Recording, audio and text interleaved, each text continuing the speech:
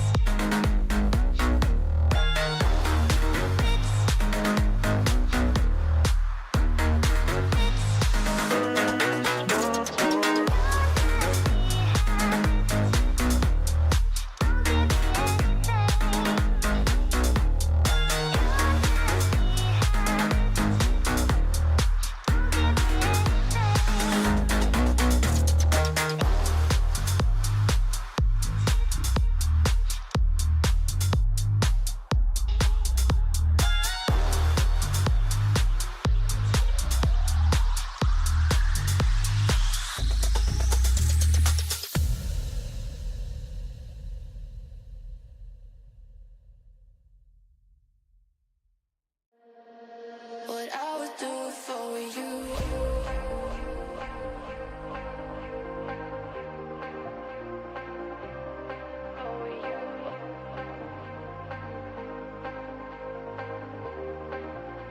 What I would do for you.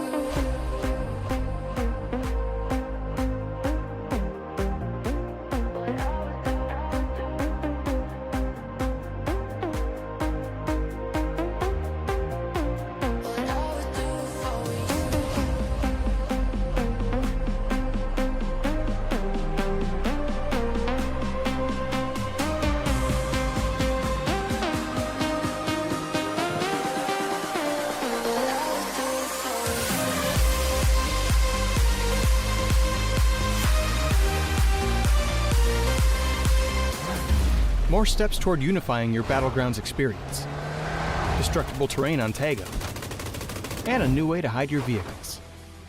All this and more as we dive into the Update 35.2 patch report. First up, we're continuing to work toward unifying your Battlegrounds experience. This update adds vending machines, previously a Miramar exclusive, to Erangel and Tago. You can also keep an eye out for medical vending machines that distribute first aid kits, bandages, and med kits. All these machines still have their chance at a jackpot, so test your luck when you run into one. In addition to this, Erangel is also getting Tago's destructible pots. Breaking these has a chance to give boosts, healing items, throwables, and even secret room keys. So embrace your inner Link and smash away.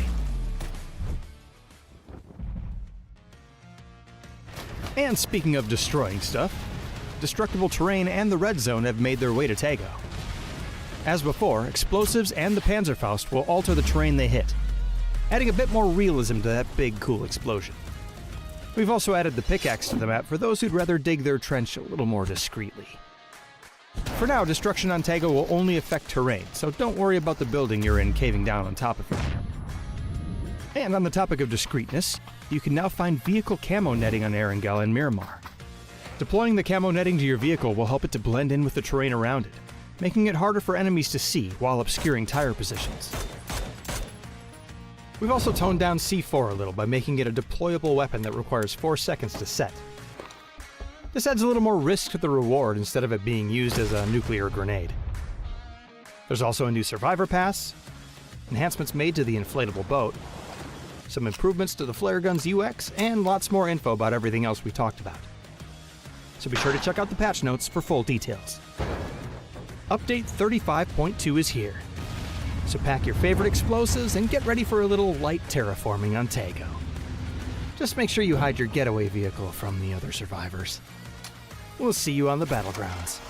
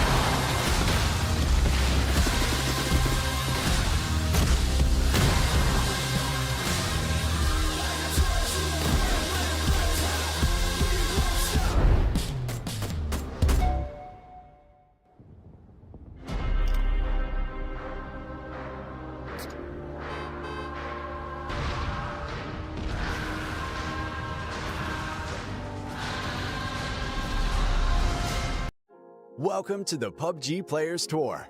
This year, we're introducing structured competitive play in third-person perspective mode for players of all ranks, levels, and ability. Here's how it works in EMEA and Americas. PUBG Players Tour competition is held in 2-week phases. Each week, you and your squad can compete in player scrims. Think of these as a great alternative to ranked play. Each day of scrims will feature a variety of maps, with defined team and lobby sizes to ensure a balanced best-of-3 rounds. Teams will earn points based on their performance, and daily leaderboards will track their progress. When the scrims are over, the top teams will qualify for the PUBG Players Tour Cups, where they will be joined by up to 10 invited teams, featuring some of the best players in the region. Players Cup leaderboards will track team performances across 2 days of play, with the top 8 squads progressing to the final round of competition. Players Masters are the pinnacle of the PUBG Players Tournament. 8 teams from each of the 2 cups will engage in fierce competition for a huge prize pool in each region across the PUBG Players Tour season.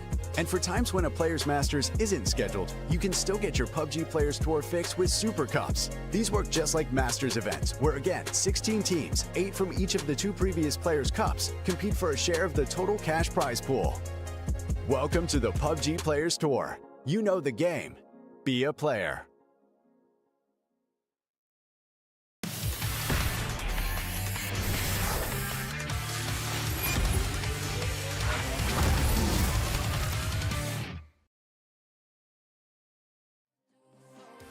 Welcome back everyone to the PUBG Players Cup. The dust has settled on the recent PGS events.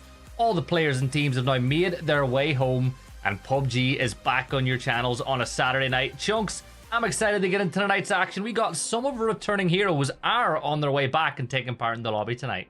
Yeah, absolutely. It's going to be an exciting one to watch. We've got a couple of new teams fresh off of PGS joining us tonight. But of course, we have a lot of teams that have qualified through the player scrims to be able to make it to this position. The final opportunity to qualify for the Super Cup. 2 days of games, 4 maps per day, and a decent amount of cash on the line. Yeah, we've got some cash on the line tonight. The top 4 teams will be taking away a cash prize. But remember, the Super Cups and the Masters are what it's all about. Next week, these teams will be hoping to take part in that Super Cup where there will be $1,500 up for grabs. But Chunks, what excites me most is I've seen the prize pool for the next Masters in a couple of weeks' time as well. And if I was watching this at home and I genuinely think I could compete, I'd be getting signed up, because if I'm not wrong, the next Masters after the Super Cup has a $20,000 prize pool. Crazy amount of money. It's insane to see that there's so much being pumped into this Players Tour over the course of the year. Over $100,000, I believe, over the course of the year that is up for grabs. We're going to be playing four maps tonight, 1 on each map. This is the team list that is going to be taking part tonight. We can see a lot of familiar faces from PGS, and of course some familiar faces from the Players Tour who have been absolutely dominant. We have seen a couple of roster swaps. For instance, Empire, they qualified last week, but they've decided to bring Michael back into the squad now, so that means they have to qualify all over again. Yeah, and those little changes make all the difference. And let's be real, bringing back Michael will certainly help their chances a lot more as well. Jay Reid did great, but Michael is a former world champion. Here are the teams that have already qualified through to next weekend. So some of these teams will not be taking part tonight. I see some people will be going, hey, where's Team Liquid? Where's Al Qudsia? They are not taking part tonight. They will be taking part in the Super Cup next week because they've already made their way through. But some of these teams, Chunks, have decided to run the gauntlet once more. They want a little bit of that extra prize pool, and all eyes are always going to be on Team Mira. Speaking of prize pool, $400 going to go to first place, all the way down to 4th are going to be getting themselves some cash, and that's where those teams that have already qualified want to end up. We mentioned Team Mirror, they have been so dominant. Let's see if they're going to have another one of those weekends today. Obviously, there's going to be more teams that we haven't seen much of recently, with them being over at PGS, so they're the ones that I think are going to grab a lot of people's attention, but Mirror are always a one to watch. They pop off out of nowhere, and once they start, they don't stop. They do not. And then you're wondering which teams who have returned from PGS will be taking part tonight.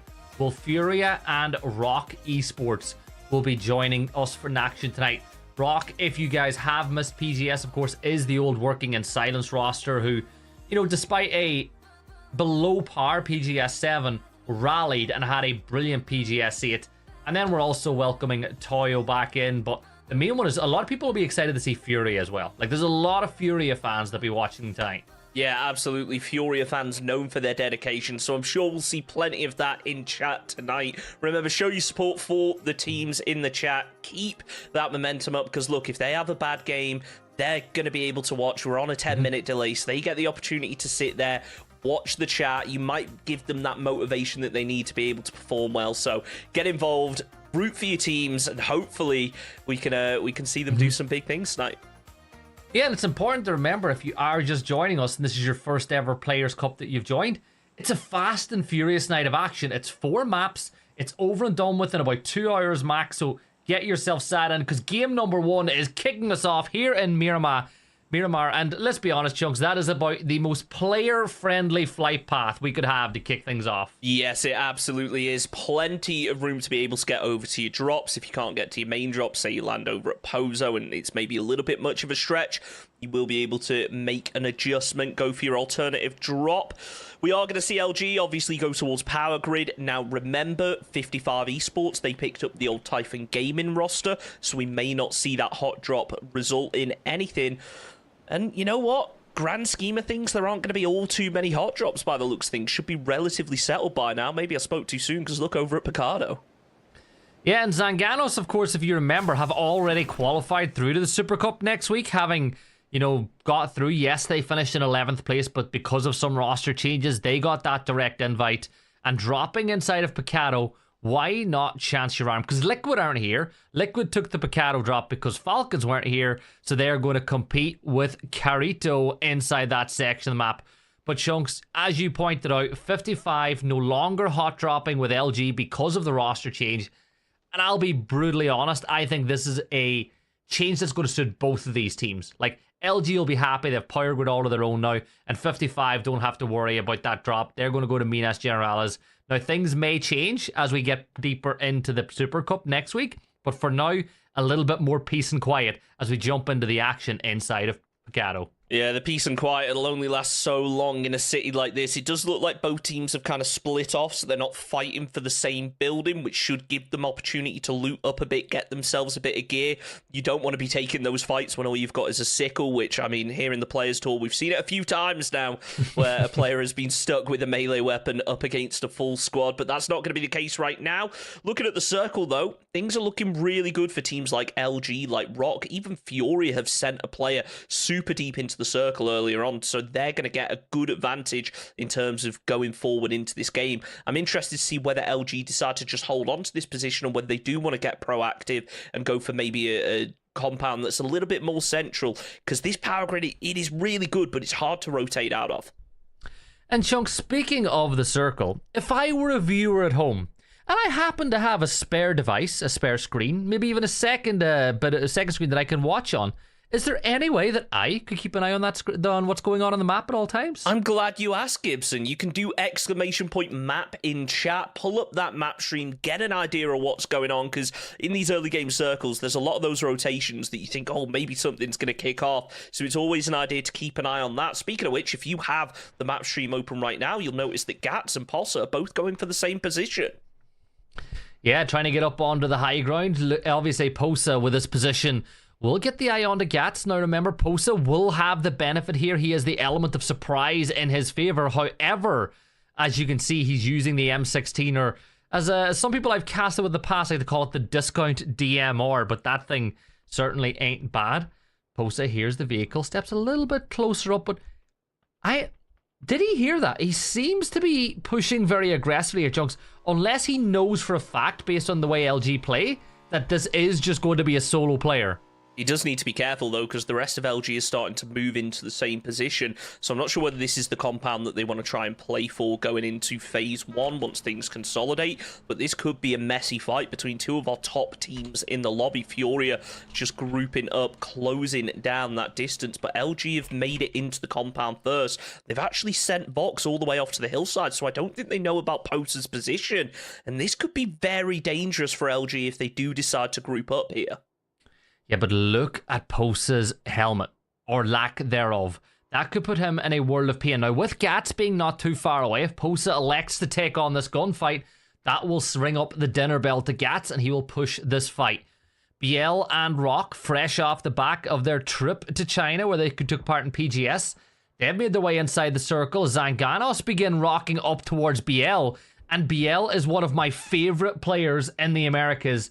And he would love to get his tally up and running on the day. And look at that. BL's going to get caught out by Viria. Zanganos kick off things the right way as they get the opening kill here of the night. Things getting very messy early on for these zone positions. There are so many choke points that teams are having to rotate around to get into this circle and get a central position. It's almost guaranteed that's not going to be the last kill that we see until this zone consolidates. Possa right now just keeping his head down, maybe trying to get an eye on LG. And by the way, on the topic of LG, Trevor is currently going to be taking part in this game, so they have brought the coach in. I think it's Snakers that had some issues and isn't going to be able to take part in this game. Not sure whether he'll be back for our next one, but let's see what Trevor's able to do. Yeah, Trevor, of course, stepping in. He'll look to be putting in a similar performance to what we saw Jay Reid put on the books last week as a coach who stepped inside the game. But look, I've casted many a scrim. I've seen Trevor jump in Game 6, and why he is, being honest, and this is, Trevor will not give out to me for saying this, he is not at the same caliber of player that someone like Snakers is. However, having the coach inside the lobby does mean that you're able to give your insights, give your advice, and kind of coach the team while you're inside the lobby as well. But for LG, you're losing a massive initiator, a massive entry player, as it looks like inside of San Martin, Empire, with Michael back in the fray, are going to push in towards 55. Psycho trying his best to spot out the players. Balefrost sent it in early. He is going to have the hard cover, so doesn't have to worry too much about Karak down to the south, getting the wide wrap, trying to catch them off guard. But if those Empire players, they run out in the open thinking that they're covered, they could be in for a very unpleasant surprise, just as LG could. His Poser decides to peek up, but right now he's keeping his head down. Furia, they've not sent any teammates down to this position. I think they're happy with him laying low, keeping quiet, maybe trying to get a kill if a player stretches out. But as of right now, it doesn't look like LG are really trying to. Voxic up on the hillside, he's going to be preoccupied. As now Sam Crow tries to land the spray onto Bale, isn't able to connect. We might see things start to kick off. The road should provide a little bit of respite for both these teams, though.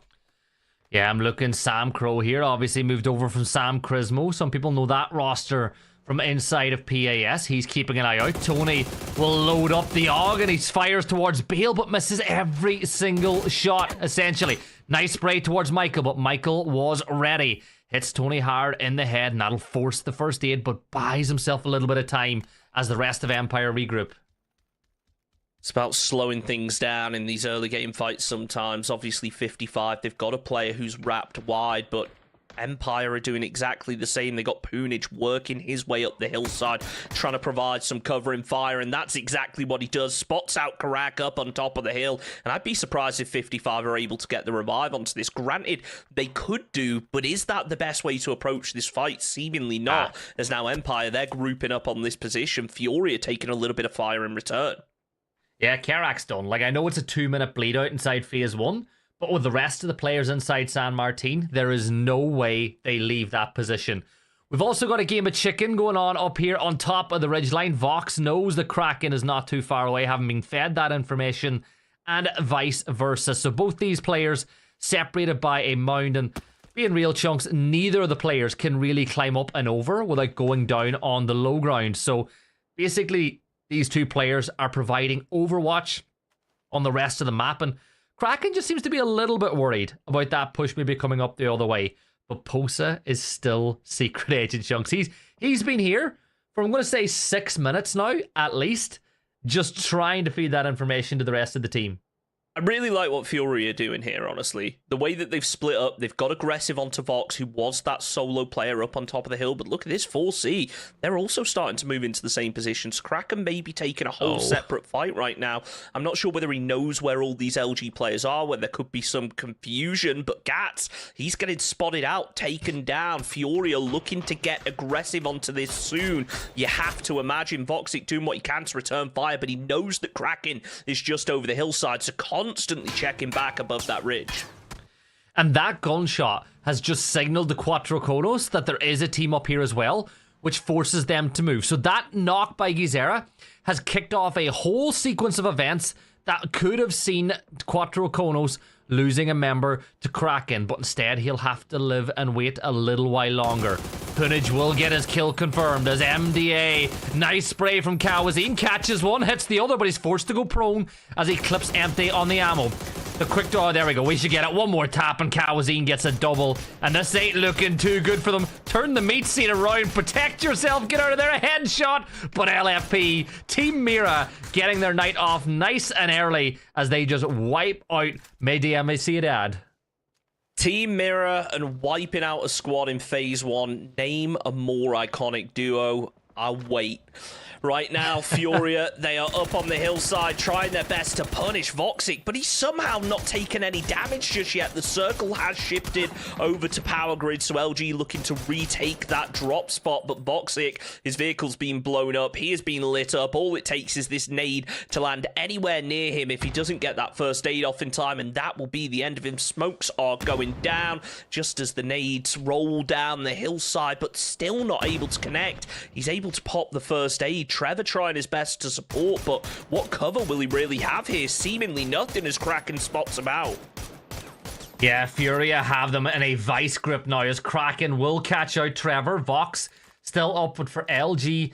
things are starting to look really bad. Another shot landed on the Trevor as he will now get flushed out. Vox rolling out in the open as Posa with a MK12 hollow, by the way, is landing some real damage up onto Vox. Switches over to his secondary MK12 here, by the way, Chunks.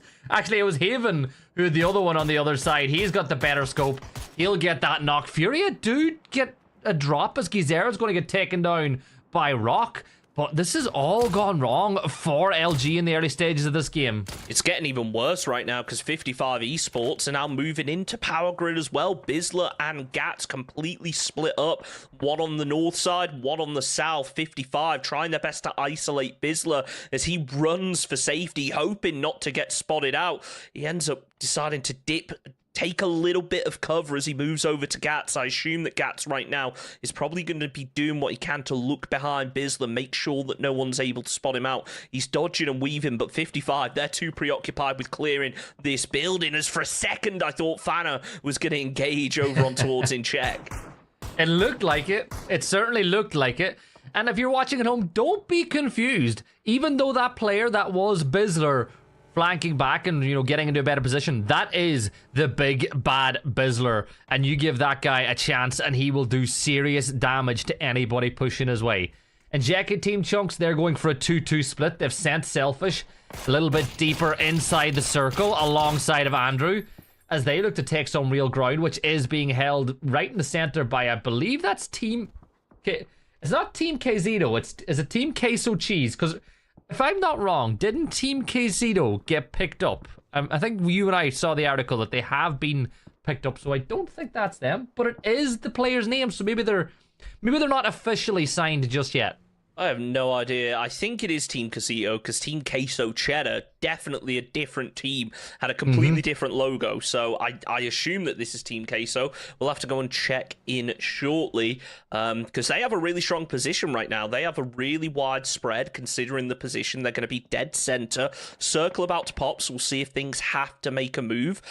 In the grand scheme of things, outside for LG, most teams can kind of hang where they are. And wow, what a shift. Cutting out the majority of squads and leaving Picardo in. Who sends it into it, though, Gibson? Who goes to Picardo now? I don't think anybody does, Chunks. Like, maybe one of the teams like Mira have no other choice by rotating all the way around the south. You know, as you look at the map right now, look at all the teams on the wrong side of that line. As soon as I draw on the map, it's going to vanish. But all those teams need to force their way in, and there's already a wall on that western side of the circle with so many teams in that position. So that is a very long ways to go. Team Kzito, Robert, another member of the Game of Thrones squad, will arrive on by RBN, who doesn't quite land the knock just yet. But this Rock side, first off, I'm delighted they've been picked up by an org, but secondly, they have really improved off the back of PGS 7 and the PGS 8, and I want to see them have a really good night tonight.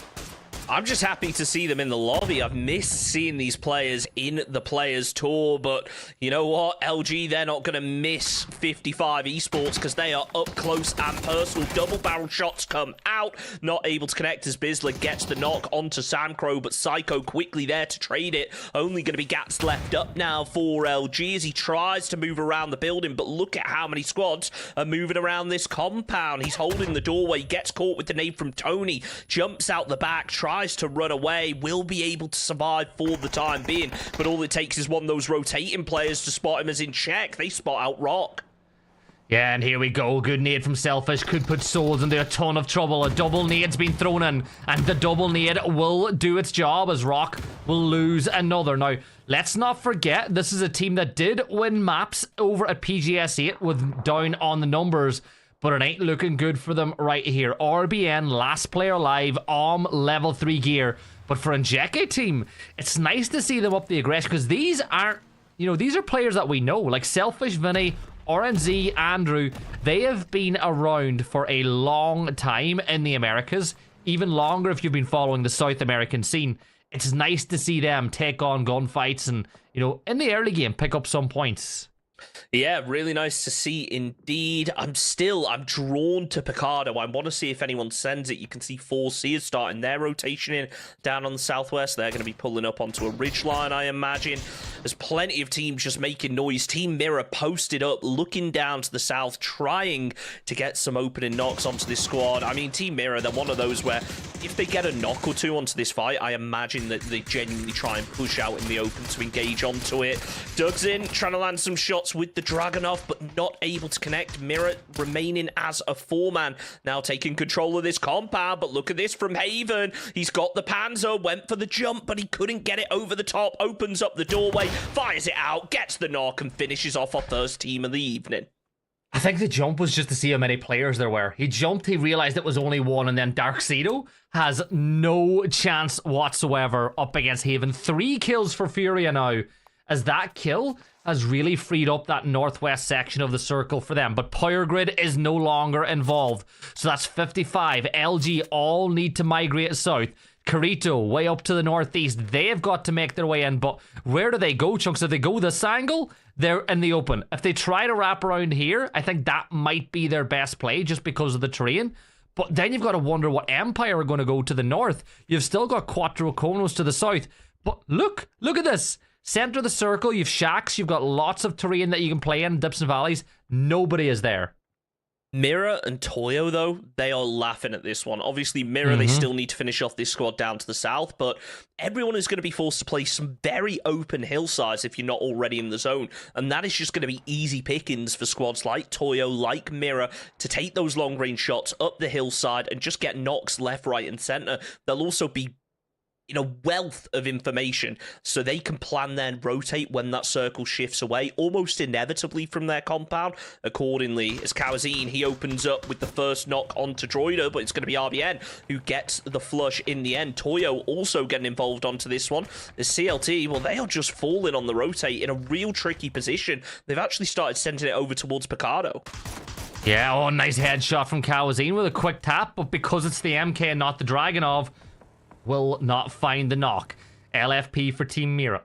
Locked on to where Toyo are playing right now, inside of that little compound. I see Faravero in the side of Toyo. Maybe they've made another roster swap as RBN will hit a beautiful headshot. The solo for Rock, picking up points for his side. Big nade from Michael, though, Chunks. That'll get the knock on to Selfish, and that's the engagement. That's the opener. Now Empire can really start pressing the issue in this fight against the JK team. Check on the back foot now, having to boost up, heal up where they can, but Poonage is going to be playing for entry. He gets spotted out by Robert from Team Casito. Sabelfrost throws the frag grenades over, trying to convert that knock into a flush, maybe even just get a second knock. It's Poonage in the end who manages to land it. As Empire, they're playing a little bit slow out here. They're still not inside the circle. They need to start making a push. And look at this from RNZ. He's coming up over the hillside, but no, dips down at the last possible second. Empire Gaming using smoke for cover, but they need to push onto this. They just don't have a choice. That zone is closing in. So are LG, so are 55. They are going to be completely surrounded, but that doesn't matter. Michael gets the knock onto RNZ, and now Robert third party, and Psycho takes down Poonage. Empire falling. Only Shinpoi left. Yeah, this is really bad for Empire now with Shinboy left alive, but Vinny on the other side of the rock. Good nade, good damage. That's a great molly. Lands right on top of Shinboy, and Vinny peeks off the back of it. But he does not have time to regroup. He does not have time to go for the to go and get another position, because Furia pushing in from the high ground. Tony might even be coming in from the blues. Look at that. Vixen elsewhere around the map is landing some beautiful mortar strikes over on top of Quattro Konos. But for Furia, they have a JK team exactly where they want them. They've got the terrain. They've got the ridgeline. The blue zone is going to feed them out this way. This could be a couple more points delivered this way. As here we go. Big push from here on the Quattro Konos. Everyone's going to have a bad game with this one, with the way that the circle's unfolding as Twitch Studio, the final player left up, taken out by Fana. That's Quattro Konos down. Looks like 55. They lost Tony, and they are going to be eliminated because of it. For some reason, Carito, their team kill him, but let's ignore that for now. I'm focused on to Team Mira. 6 kills on the board. We said they were going to be in a good position in terms of fighting up this hillside, but it looks like with how late everyone left it to get into that position, they weren't really able to capitalize. They're going for a wide rotation over to the west. Need to be careful of Zanganos, who is still up on that high ground LFP. He has the read onto that solo at the rock, though. Yeah, and there's going to be a drive-by attempt here as Kwazine, you'll see him, he jumps on over, he hops out, and Kwazine gets some help from Fana. That opens them up the engagement. Zhao Sok is still alive up above, but you can see pressure on the other side. Looking up towards the north, you can see a great knock come through as the Poitos Agresivos will fall. Those aggressive chickens will fall in 10th place. Turning our attention back though, Chunks and Jeke team with just 2 players left standing. Haven with a great angle from this side. PD over on the other side in a fight of their own, but Furia 7 kills and they're showing no signs of slowing down. Absolutely not. They want to try and finish off this fight up against in check, but it's potentially dangerous who fall first just outside of placement point territory. RNZ laying prone, Haven doing his best to cover from above. Vinny closes in, but that Panzer could be dangerous, and it is! Catches Vinny out the vehicle as Viri goes down in return, and now Furia sending it over this hillside, trying to finish off the job. RNZ has managed to get over to safety. I'm not sure whether they're fully aware of it, though. There was him thinking that Kraken was just happy to see him, but it turned out that he did have a Panzer in his pocket, as Kraken will get the knock on the other side as well. Down goes RNZ. 10 kills for Furia now, as they're starting with furious pace on the opposite side. Zanganos eliminated as they hit 11 kills on the board now, as Haven will look over towards Team KZito. This is 6 teams left alive, and Chunks, it's going to be 12. They're just delivering ammo anywhere they want for fun and picking up kills with ease. Look at this circle, though. It's moved right up towards Furia. They are going to be over the moon about this one. So many teams now having to fight their way in. We got Toyo and Mira both 4-man strong down on the southern side. Going to be fighting basically for the same position. Kraken landing a beautiful headshot down the hill. 12 kills on the board for Furia. Absolutely insane. I'm sure they've got plenty more where those came from. Richie throws out a frag, but ends up getting spotted out by Toyo. The nade probably not going to connect as Team Casito. They need to try and make their way in. You imagine they move to the west, because if they peek over to try and get this kill onto Richie, Toyo are going to be more than happy to crack their heads open. Yeah, and it is a South American fiesta when you look at the teams that are left standing. Every single team is South American, and a lot of them, the strong ones at least, with 4 players up. Toyo, Capitan, 126 bullets in that extended mag. There's a couple of first shots sprayed over, and they share the points with Furia. 7 kills now for Toyo, as Capitan and Benya will take some ground in the center of the circle. Furia will lose 1 though, as Fana hits those shots up to Posas. Down towards the south, the 4 men of Mira look to garner control on that southwestern side. But Chunks, while all this is going on, RBN has just been picking up points, staying alive, picking up some stragglers, and that's exactly what solo players have to do in situations like this. Is a nice headshots landed up the hill. Just keep your head down, let these teams fight it out, let them finish each other off, hope that no one pushes onto you, and just be ready to take the fight when the time comes. Richie, the other solo, is still outside of the zone on the east. He's taking shots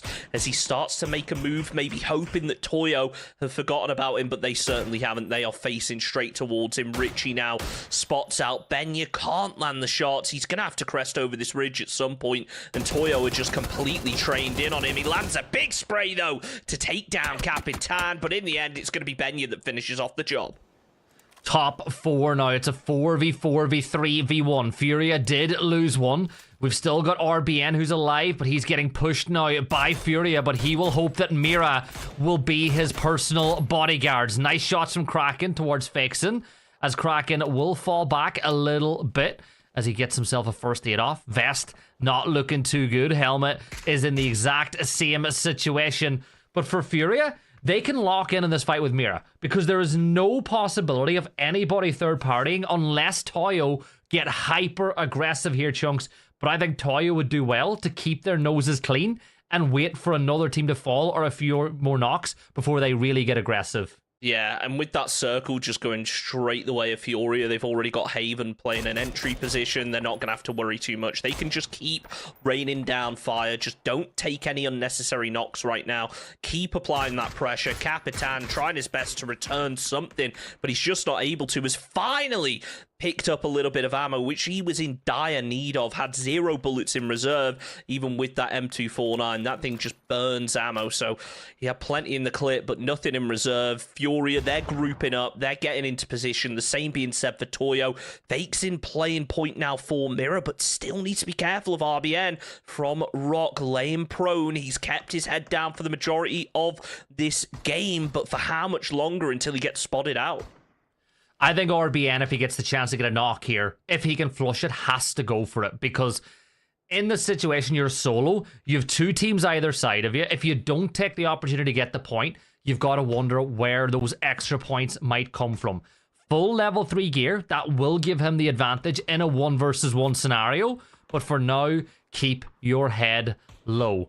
Furia's Haven has a little bit of an eye. I think he knows exactly where Benya might be, but I think RBN might just be triggered in a couple of seconds' time. Chunks, he can see the silhouette. He can hear the footsteps. He knows that Fixin is stepping up, and he's getting ready to fight. Look, he sees him. He's getting ready.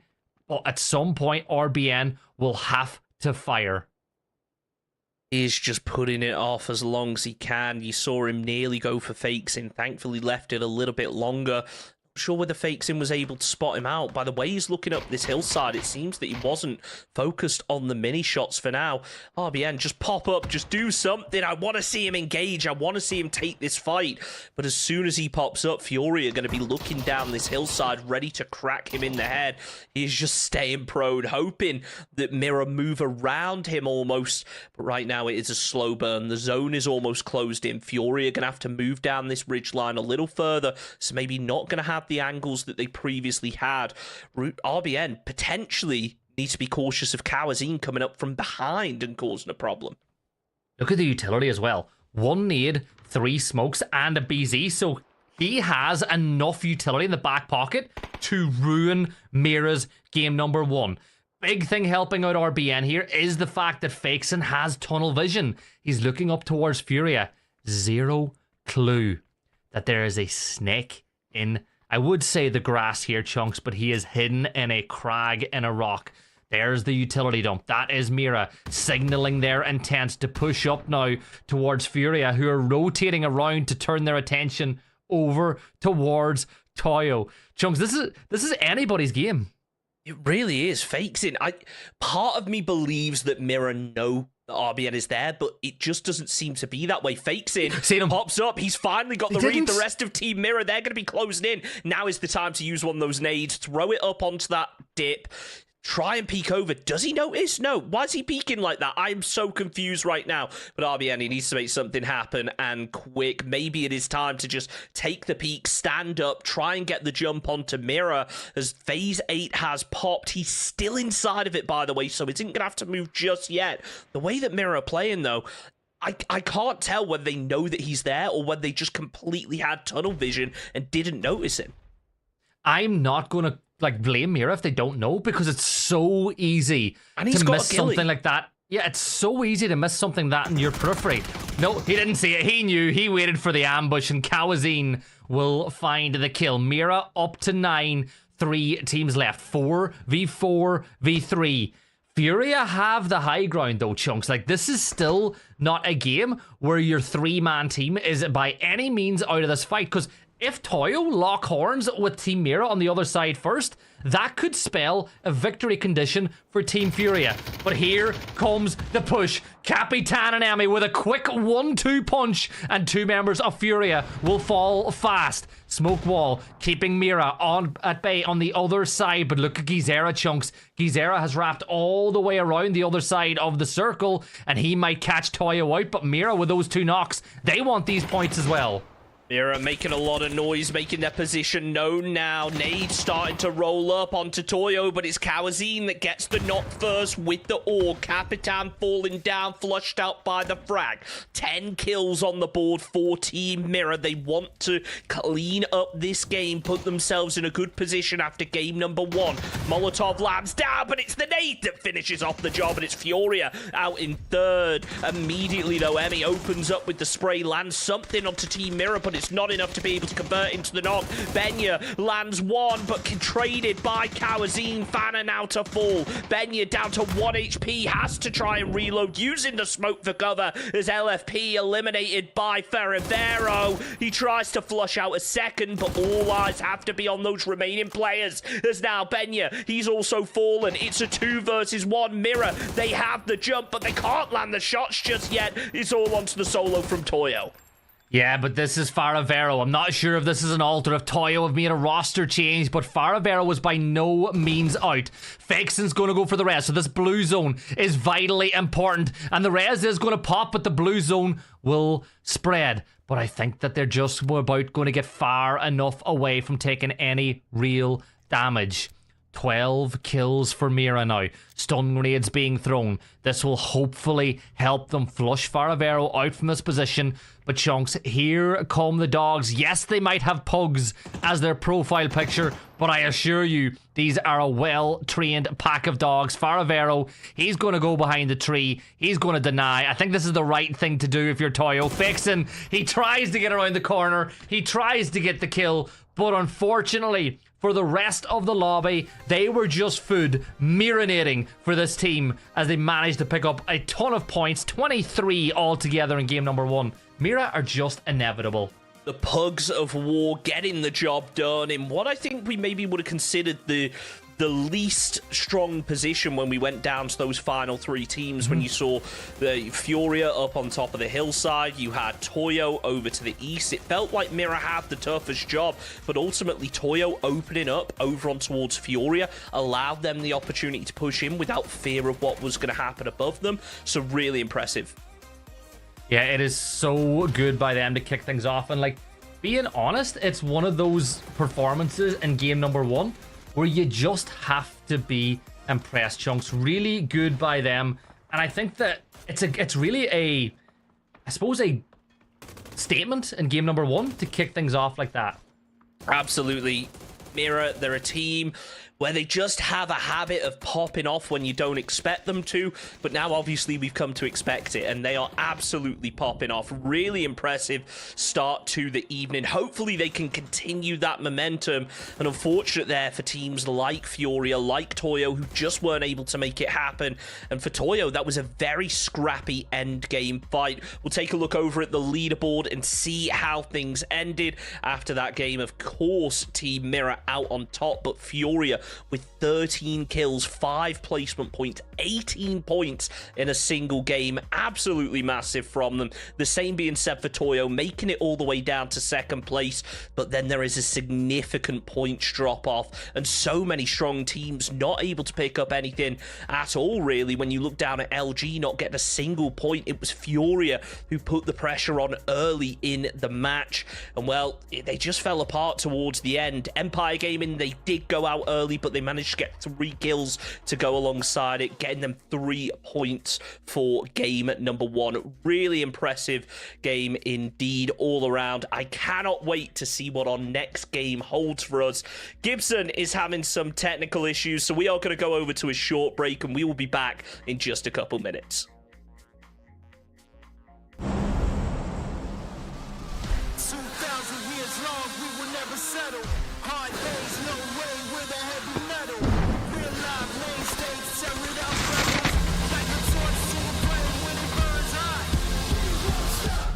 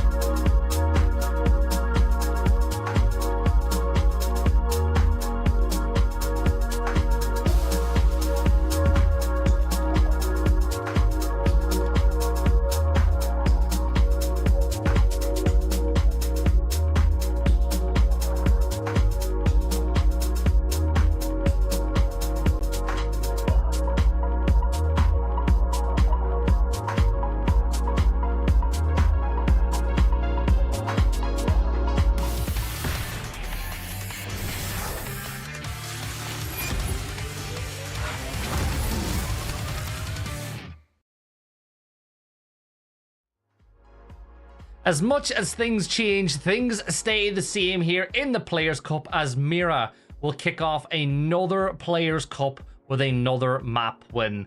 Chunks, I don't think I've seen any team take to this version of the game as much as we've seen Mira done in the last few weeks, and they really have been going from strength to strength.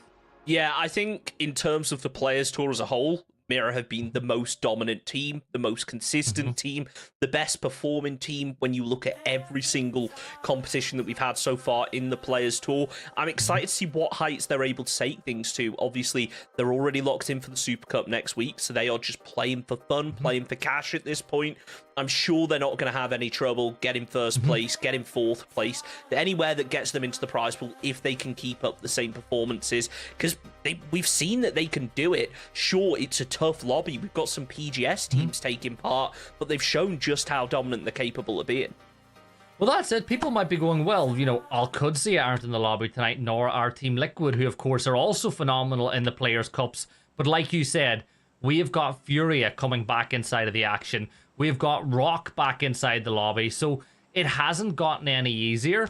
And it's not going to get any easier because in a few weeks' time, we will see the likes of Falcons getting back and involved again. Bestia will as well. But if you're a Mira fan, it's exciting, right? Because in the Americas, we've seen a power shift. In the past, it was always a case of NA teams usually make international events, and one of like Furia or the likes of Bestia would have qualified. Whereas now, you've got Rock getting involved. Mira are getting better and better every time we see them. Toyo will always feel like they're genuinely contenders. This is a new era of America's PUBG where the South American teams have taken a ton of leaps and strides forward. And we are seeing that trend continue quite a bit here in the Players' Cup, despite the fact, you know, we will add the caveat that we have seen the best of the best North American teams get success when it comes to the Super Cups and the Masters. Yeah, but look, if you're getting the reps in, it's only a matter of time, isn't it? If you practice enough, if you get the swing of things maybe better than other teams are able to, then you're almost guaranteed to have better success in the long term. An interesting circle. I had a feeling we were going to go really far down to the south, but not the case. And, well, Jetshot, he's going to go right back to the lobby. That's quick. That's unfortunate. And I spoke to, I believe it was Kowo on the European broadcast when I filled in last week for Mark. And he said there's nothing worse.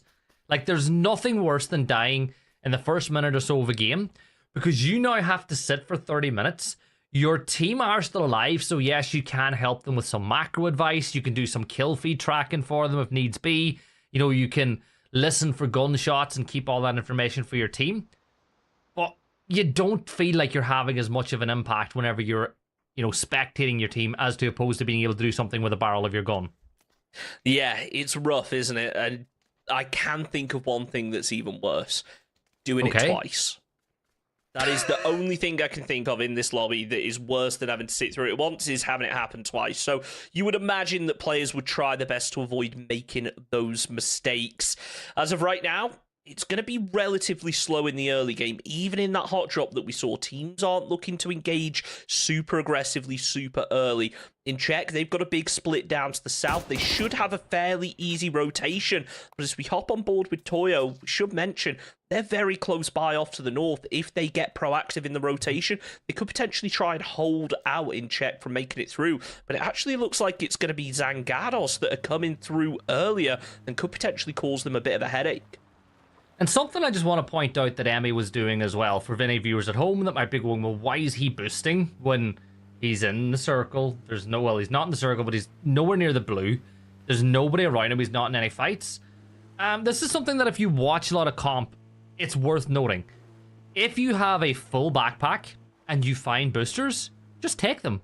Just, oh, Santa's got a nade at the ready for this too, by the way. But if you've got a thing nade or boosters, you've got no space, use the ones you have. Pick up the new ones. There's no harm whatsoever. And let's see if Santa can pick up a kill for himself. Well, there's the first knock on the engagement.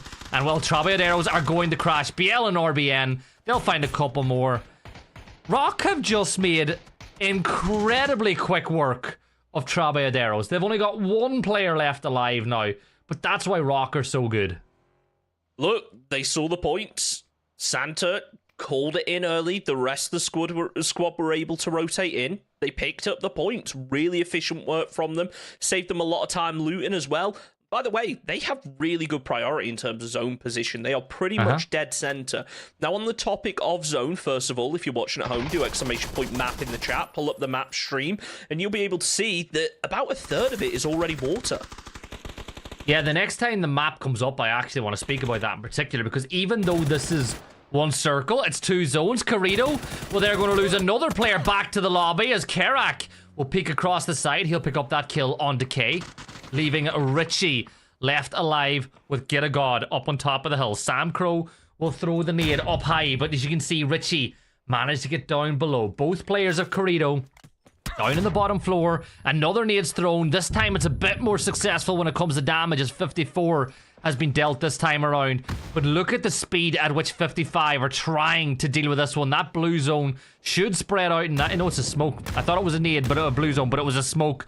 But Chunks, yeah, this is great from 55.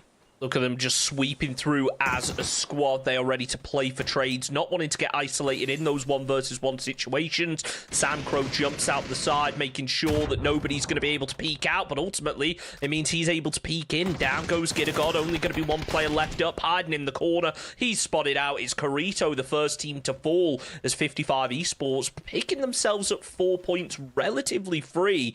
Now, they do have to be concerned about the squads that were trying to third party earlier, but it looks like they've kind of lost interest and moved away. Zangados are close down to the south, but not really providing much of a threat right now, as Empire are actually threatening them. Yeah, the Balefrost is fine. Punage! Was it just me or was Punage's name blanked out there for a second? But he's back anyway. I thought they might have lost one and we weren't really aware of it. But Empire holding themselves some control down on the south side of the circle. The school 2-2 split is what you can see as they look to gather a lot of real estate on the south side of the circle, which is essentially a phase 2 zone inside of phase 1.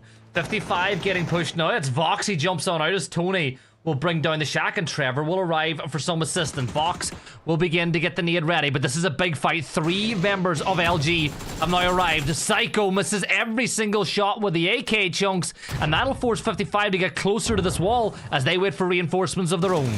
Sam Crow peeking over, pre-firing anything that he can, maybe even just trying to pop a tire at this point. Bizler lands a pretty effective nade over on towards Sam Crow. It isn't able to get the knock, but Karak certainly is. Gats trades it out, follows with a second. He is all the way behind them right now, finally going to be getting spotted out from Tony, but that has been called out to the rest of LG. You see them sweeping, still need to be cautious of Karak's position. He's going to be a solo, sneaking around the back. Bizler goes for the peek, is going to not find the player as he runs out into the smoke, gets behind it, has a little bit of cover, but now he is completely surrounded. LG trying their best to spray through the smoke, but look at this. Both 55 players, they've been able to get knocks off their own. Trevor falls, so does Tony. It's Karak versus Bizler, and Gats needs to get over to his teammates now to support. Big bad Bizler does it again, finds the knock, but the battle is not won. Gats on the other side, seeing if he can get himself another knock in this fight. Smoke will be thrown to try cut off that angle, but that's a nice shot landed as Kerak will fall back. Bizler will go for that res while this action is going on as we see Quattro Konos under a bit of pressure. Haven will knock himself into the air as Gizera falls. Now all of a sudden it's a fight back from Quattro Konos, but Furia will get Gizera back on his feet. The rest of Quattro Konos too far away to have any impact.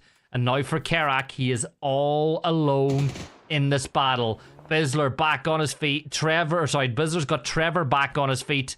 What do you even do if you're Kerak here, Chunks? Because LG, they're closing the nooth. Kerak's going to get up on top of the high ground. He sees one. He fires. But Trevor will get knocked. But look at Bizler. Johnny on the spot. Peeks over the side. And big bad Bizler gets it done.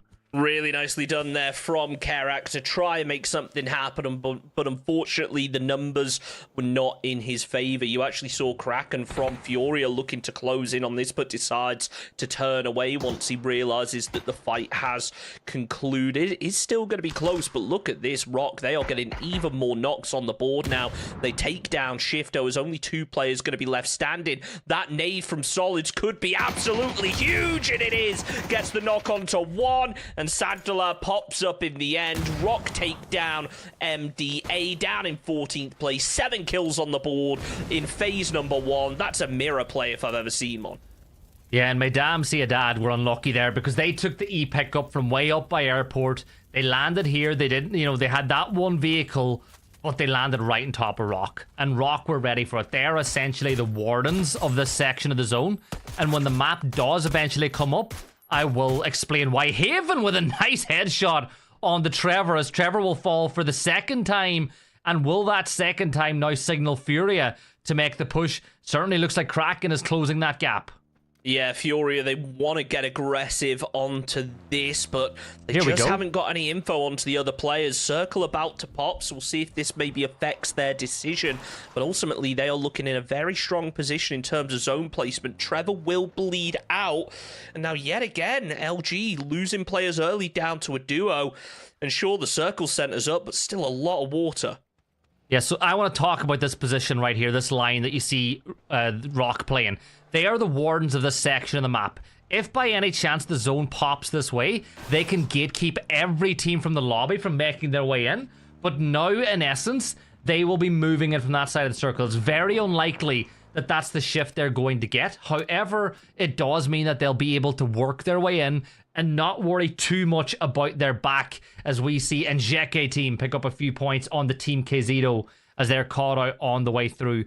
Swamp starting to become populated here, Chunks, as it looks like a few teams looking to call this home for now. And here's a team that I haven't really got going tonight yet. I know we've only had one map, but PD are always a team worth keeping an eye on. Absolutely, but we'll keep an eye on LG right now as they try to take shots over towards Incheck. It's going to be a third party from Faravero. Toyo doing what they can to get involved in this one, narrowly getting Benya over to safety. Vinny getting caught out by Capitan. Really good cover in fire as Toyo are very spread out right now. They're going to have a lot of angles onto this one. Not sure what Faravero's really going to be able to do. I think that ridge should just provide enough cover for now, but the rest of Toyo, they are trained in on this one. I'm surprised that we haven't seen Benya get a little bit more aggressive with that covering fire. Maybe needs a teammate close up, but I'm sure he's going to be throwing every bit of util that he can at this fight. I think he's too worried about everything that's going on. I mean, he will throw a great nade in towards Njeke team, and that will put a ton of damage onto the vehicles as well. Remember, one car explosion could signal disaster for them all as they're all stacked in this position. Gizera will fall at the hands of RBN. Looks like Bizzler's here to pick up Gats, and essentially in that taxi Dacia, give him a lift out of this position. Hosan Prison completely vacant. If LG are looking for somewhere to get to and call themselves home, but I don't like Swamp right now. I really don't like it because you've got Furia, you've got Rock, you've got Las Politos Agresivios there, and you've Njeke team and Toyo. It is highly populated, and here comes a crash. Chunks and Njeke team making the move on the Poitos Agresivos. Really impressive crash coming out from Incheck if they're able to clean it up, but Zhao takes down Andrew with a really well-placed frag grenade. Fana, he's going to be taking a fight up against Zanganos on the other side. It looks like Mirror just on an absolute tear as I'm good. Tries to find the angle, but it's Selfish who finishes off Rosetto first. Boosts are coming in, but so are the shots from Toyo, trying their best to third party.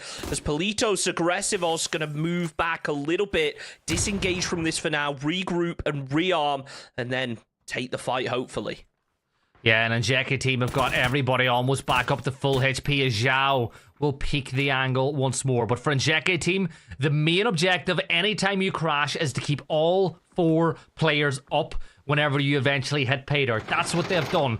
They've got the advantage now. A peek up here from I'm So Bleep Bad as he gets that knock onto Vinny. The blue zone nade might do a ton more damage as well, but that nade from Selfish is perfect as it finds the trade the other way. Now, Bad will find that kill confirmed, so they have got themselves something out of this fight, but with one player down on the roof, they know there's a good chance the rest is being pulled off, and Njeke team have got to get up there, and they've got to get up there fast.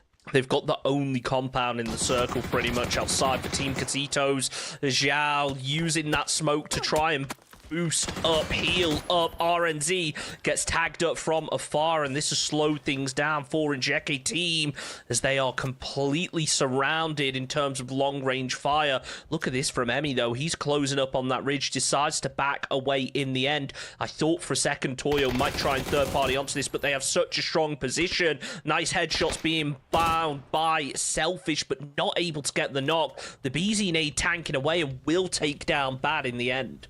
He must not have had any first aid kits because he was eating it with the jammer pack, but he showed no intention whatsoever of going for it. And now Zhao SCC will throw down even more smoke. Remember, there is an angle from Toyo up onto this fight, which makes it difficult for Injeke team.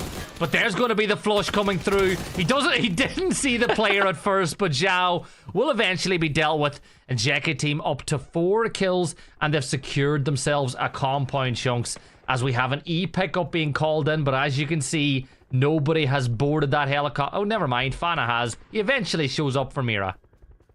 Just grouping up with the rest of the team. Maybe going to try and use that parachute to scout out a bit. No, he is going far away from the rest of the team. Not sure whether he spotted out those Toyo players, but they're going to be looking up in his direction. Now deciding to move back, but he could be under a bit of pressure right now. LFP boosting. Not really in a position to take those peaks.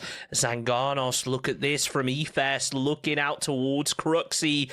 Not taken any shots just yet, waiting for the free knock. There's only going to be 2 players left up from Zanganos, so could put Viri in a difficult position if he takes the shots too early. Yeah, he's just got to hold. Trigger discipline is the key as things stand. Team Mira can see Empire in the distance. Those shots over to Bale will sing the dinner bell, though, as Benya will quickly peek on over and get that knock onto LFP. Now, the thing is, I don't think that Bale knows that it was Team Mira that was shooting this way, or else we would have seen a bit more aggression. Actually, yeah, they do know. Look, they spotted the knock, and they are pushing aggressively up on the action. This is great, and instead of picking your teammate up, instead of giving him a lift and getting out of there, they have abandoned him to the wolves, and Empire will steal that kill away from Benya. Great bit of play from Empire. Great reading of the kill feed and picking up a point, a steal away from Toyo. Clever play indeed. They wanted to try and get that second kill, but credit to Mira. Sometimes you have to make sacrifices for the good of the team, and losing one is sometimes a better decision than potentially risking losing 2. But look at this, the zone, it is just centered up over on the swamp. Mira are going to have to try and make a move. Toyo are going to be well aware of their position as they try and keep their eyes open. Empire still quite split, rocking a bit of a 2-2 right now. It's going to be Michael that's going to have to open things up and get his teammates over to him. Rock, though, they've had a great spot for the majority of the game. They are now focused in onto CLT. Big damage comes through, and it's Fakeson who finishes off the job. Yeah, Souls reads the kill feed, realizes that was Traballaderos, and you will fall back. No need to give yourself up now, taking that position, knowing that angles are being held by Team Mira, who are a 3. Nade at the hands as Bran will see if he can wipe out Zanganos now. We'll toss that one through the sky, and unfortunately for Bran, Zanganos should be on the other side of the shack. But Chunks, in 1 second time, that circle, it's going to begin closing. It's phase 4. All Team KZ, all Bran has to do is wait, and these points will be delivered to him. Rivero gets the knock onto Shimboy, tries to follow with a second onto Bale, but not able to connect. Michael swinging round a little bit closer, needs to be cautious of Toyo, but it's actually going to be RNZ who finishes off the job. Don't forget, in Czech, they won that compound fight, and they now have the only hard cover inside of the circle, potentially dangerous. Had hard cover, but they have to make a move, and Team Casito on the move, get themselves a knock. It's Slabby who finishes off the job, and that's Zanganos down in 10th. Another point for Team KZito, though. Remember, one of the things that whenever they were successful, they were really good at keeping players up inside the late game. We're not inside the placement points just yet. You've got 3 players up, 9 teams left alive, as suddenly we're seeing mortar strikes being sent deep inside of Swamp. Toyo, who've been doing a ton of damage, Chunks, but not got any rewards for it so far. will look to find themselves some kills as Team KZito of Empire in their sights, but great shots on the other side. I believe that was Michael catches out the angle, and Bran and Cruxy both drop to 1 HP. Toyo putting in a lot of work to try and support there, trying their best to open something onto Team KZito as now the mortars start to land in their direction. A little bit of explosives on the side of Team KZito as the Panzer is in hand, not going to be used. Cruxy sends it in, needs to be careful not to knock his teammates, but he gets knocked before he gets the opportunity. It's Balefrost who takes him down. BZ Nade is close, but not close enough to force them off of the rock, but I'll tell you what, that frag is beautifully done from Shinboy, not only eliminating Team KZito, but also getting themselves into the top 8. Yeah, that's a great nade. 4 kills for Empire now as they have a little bit of space, but as soon as they gather it, it is taken away. The circle shifts heavily on the swamp as RN0 will find Shin.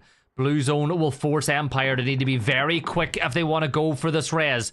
The circle is the enemy. Time is the enemy. And maybe Toyo can get close enough to cause a problem. Capitan clicks on empty on the magazine, and that'll reveal his position to Michael. A nade will get the pin pulled on, and will that nade be perfect? It bounces the wrong side, and Michael will dip into cover. But Toyo can sense the opportunity to finally get rewarded for all the good work they've done so far, Chunks, as they do finally get a kill on the board.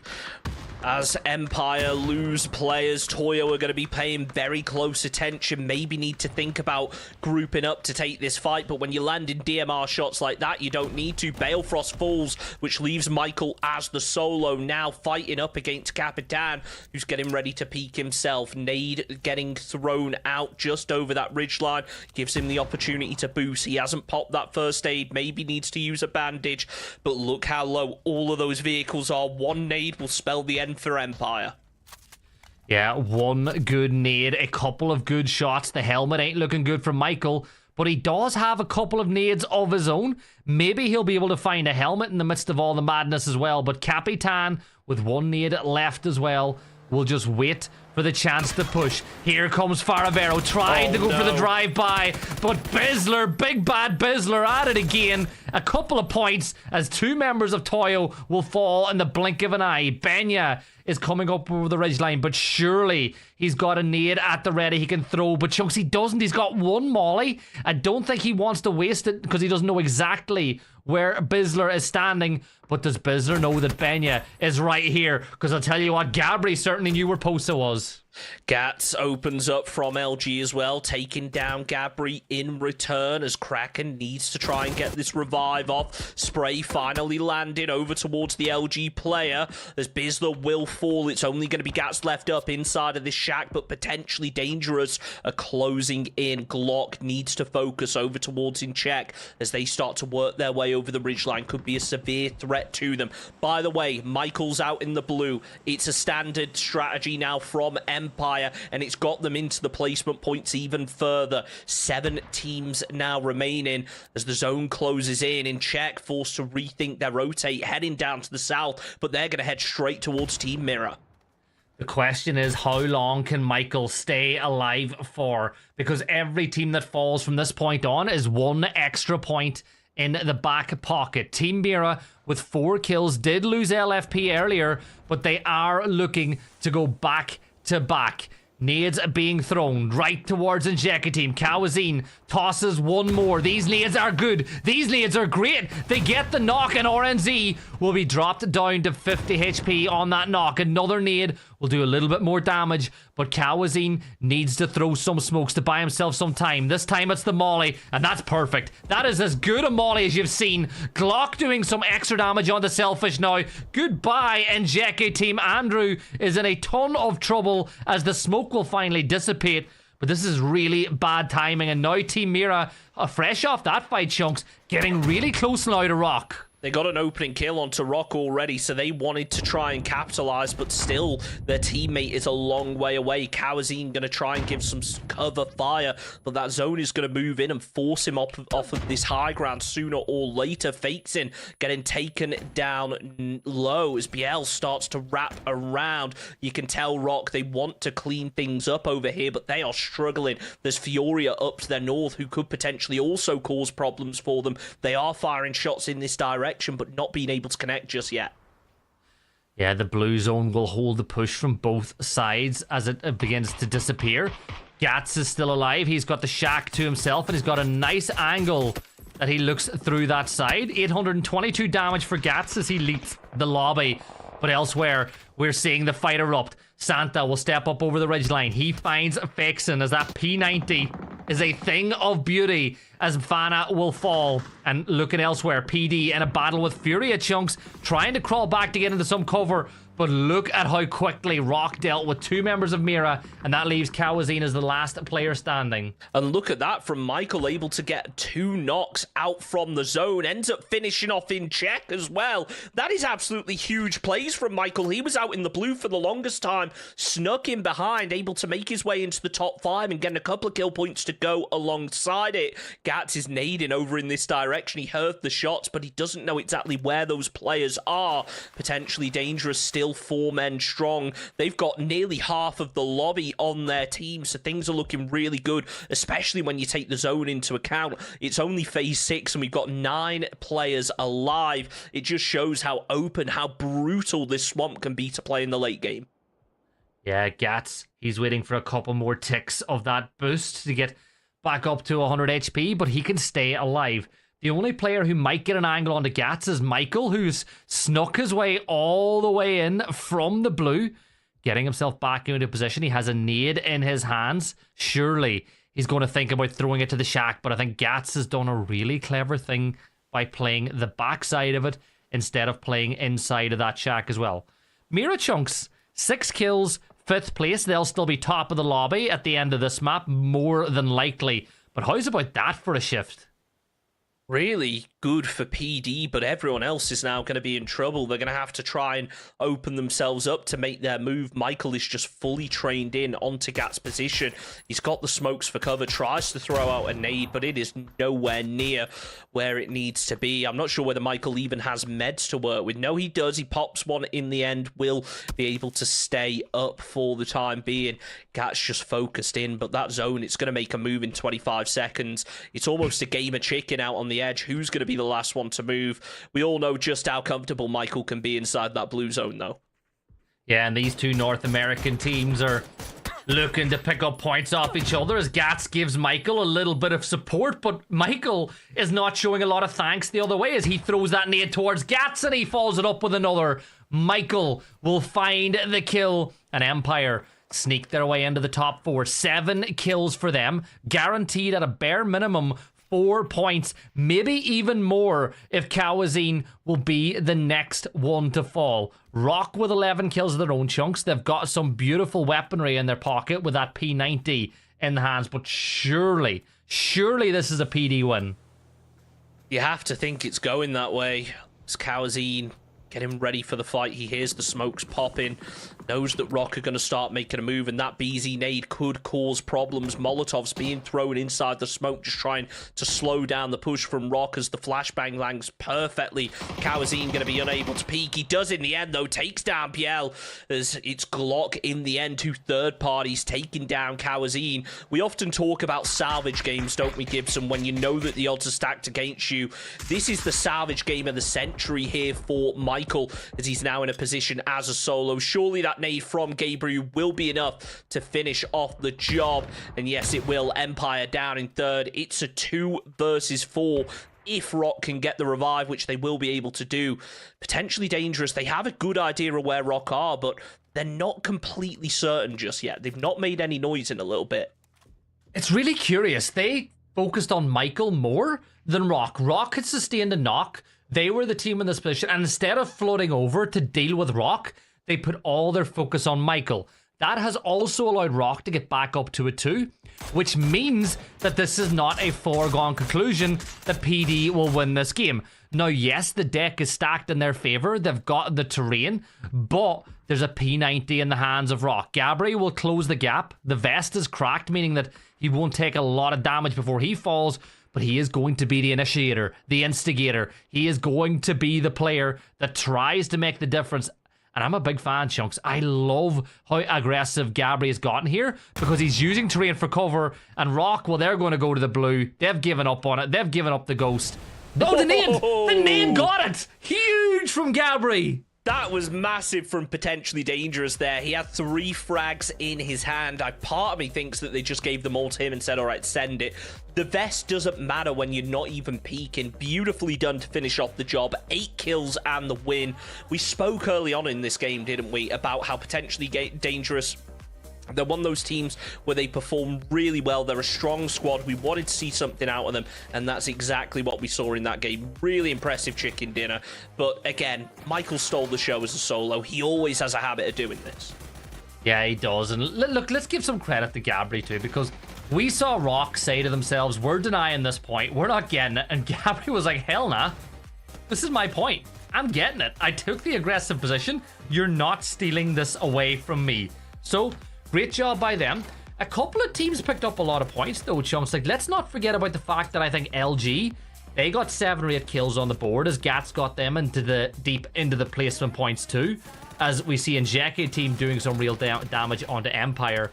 But in a circle like that, it was PD, Chunks, that kept themselves out of trouble the longest. They kept themselves out of a lot of the gunfights that were happened, and they played the edge beautifully, and that got them the win in that game. Yeah, really impressive. So many solos making it in towards that end game, though. It was a really scrappy circle to try and work with. That swamp is a brutal area to take the fight, and ultimately, once you get those power positions, you got to make something out of them. That's exactly what potentially dangerous did there, getting themselves 8 kills and the win. That's 18 points, but we're quickly going to go over to the overall standings and back again. We gave you a bit of a spoiler, but it's potentially dangerous that steal the show, and a huge performance from Rock as well. Yeah, Rock, that's them in the top. You know, they should be in and around top spot as well, because they, of course, had that, I believe, 3rd or 4th place finish in game number 1 of the night, as we do jump on over. And yeah, they're in 2nd, but Mira in 1st place, 33 points. Chunks, we already know that they're through to the Super Cup, right? It's as simple as that. But we have a couple of other teams that need to make their way in. And Rock and Furia are 2 of them. They're already pretty much in there in 2nd and 3rd place. Empire got to get their way back in as well. But it's a lot of the expected familiar faces we're seeing on the left side of that leaderboard. Absolutely, and we do need to remind everyone as well, if there is a team that has already qualified that makes it into the top 8, it frees up another qualification spot down to 9th. So a lot to play for these teams. If you're a squad like Mira, you are playing for the cash. They are not going to let up the pressure anytime soon. Not at all, but with that, I think it's about time we jump into a quick break. When we come back, we'll have the 3rd game of the night, as we've already crossed the halfway point of the action on Saturday night. So we'll see you guys in a few minutes.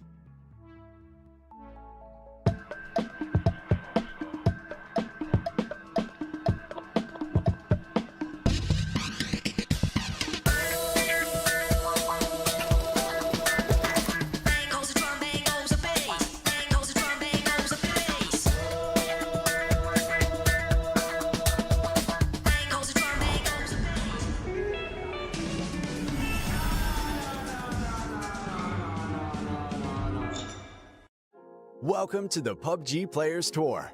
This year, we're introducing structured competitive play in third-person perspective mode for players of all ranks, levels, and ability. Here's how it works in EMEA and Americas. PUBG Players Tour competition is held in 2-week phases. Each week, you and your squad can compete in player scrims. Think of these as a great alternative to ranked play. Each day of scrims will feature a variety of maps, with defined team and lobby sizes to ensure a balanced best-of-3 rounds. Teams will earn points based on their performance, and daily leaderboards will track their progress. When the scrims are over, the top teams will qualify for the PUBG Players Tour Cups, where they will be joined by up to 10 invited teams, featuring some of the best players in the region. Players Cup leaderboards will track team performances across 2 days of play, with the top 8 squads progressing to the final round of competition. Players Masters are the pinnacle of the PUBG Players Tournament. 8 teams from each of the 2 cups will engage in fierce competition for a huge prize pool in each region across the PUBG Players Tour season. And for times when a Players Masters isn't scheduled, you can still get your PUBG Players Tour fix with Super Cups. These work just like Masters events, where again, 16 teams, 8 from each of the 2 previous Players Cups, compete for a share of the total cash prize pool. Welcome to the PUBG Players Tour. You know the game. Be a player.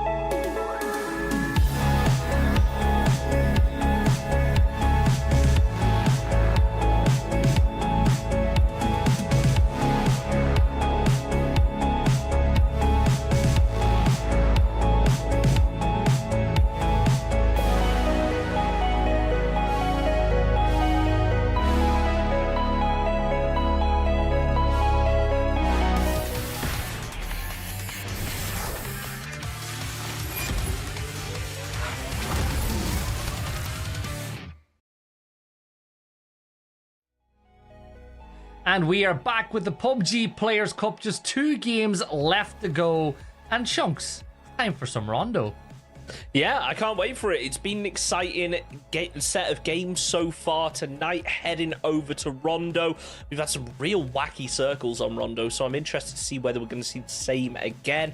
Definitely breaking from the trend of what we see in a lot of other PUBG events with those, again, test track circles that we always talk about. But, you know, it's always catching us off guard. It's always catching the teams off guard, more importantly, and putting them to the test. It is a real scrappy map at times, but the teams that are able to make the most out of it, often getting the high ground, getting those compounds early, they're the ones who end up sponging up so many kill points. So, going to be exciting to watch. Obviously, halfway through the evening, it's starting to get a bit nervy now for these teams. They've still got 4 games tomorrow, but you want to start solidifying the points early. Oh yeah, that's it. There's only 8 games at the weekend. Like this format is incredibly fast. The Super Cup is the same. It's 4 maps over 3 days, and it's done and dusted, and that's $1,500 just delivered to the players for a good performance. But you were talking about Rondo, and it's a map that I feel is more predictable than other maps because of the terrain, because of the way circles shift. There was a stage in PAS where it was just constantly test track. We have seen a couple of changes to the formula a little bit recently, Chunks. You know, you and I have casted a lot of circles that have gone south towards Tinlong Garden. We've had a couple of circles finish up around Stadium and Bamboo a little bit further north.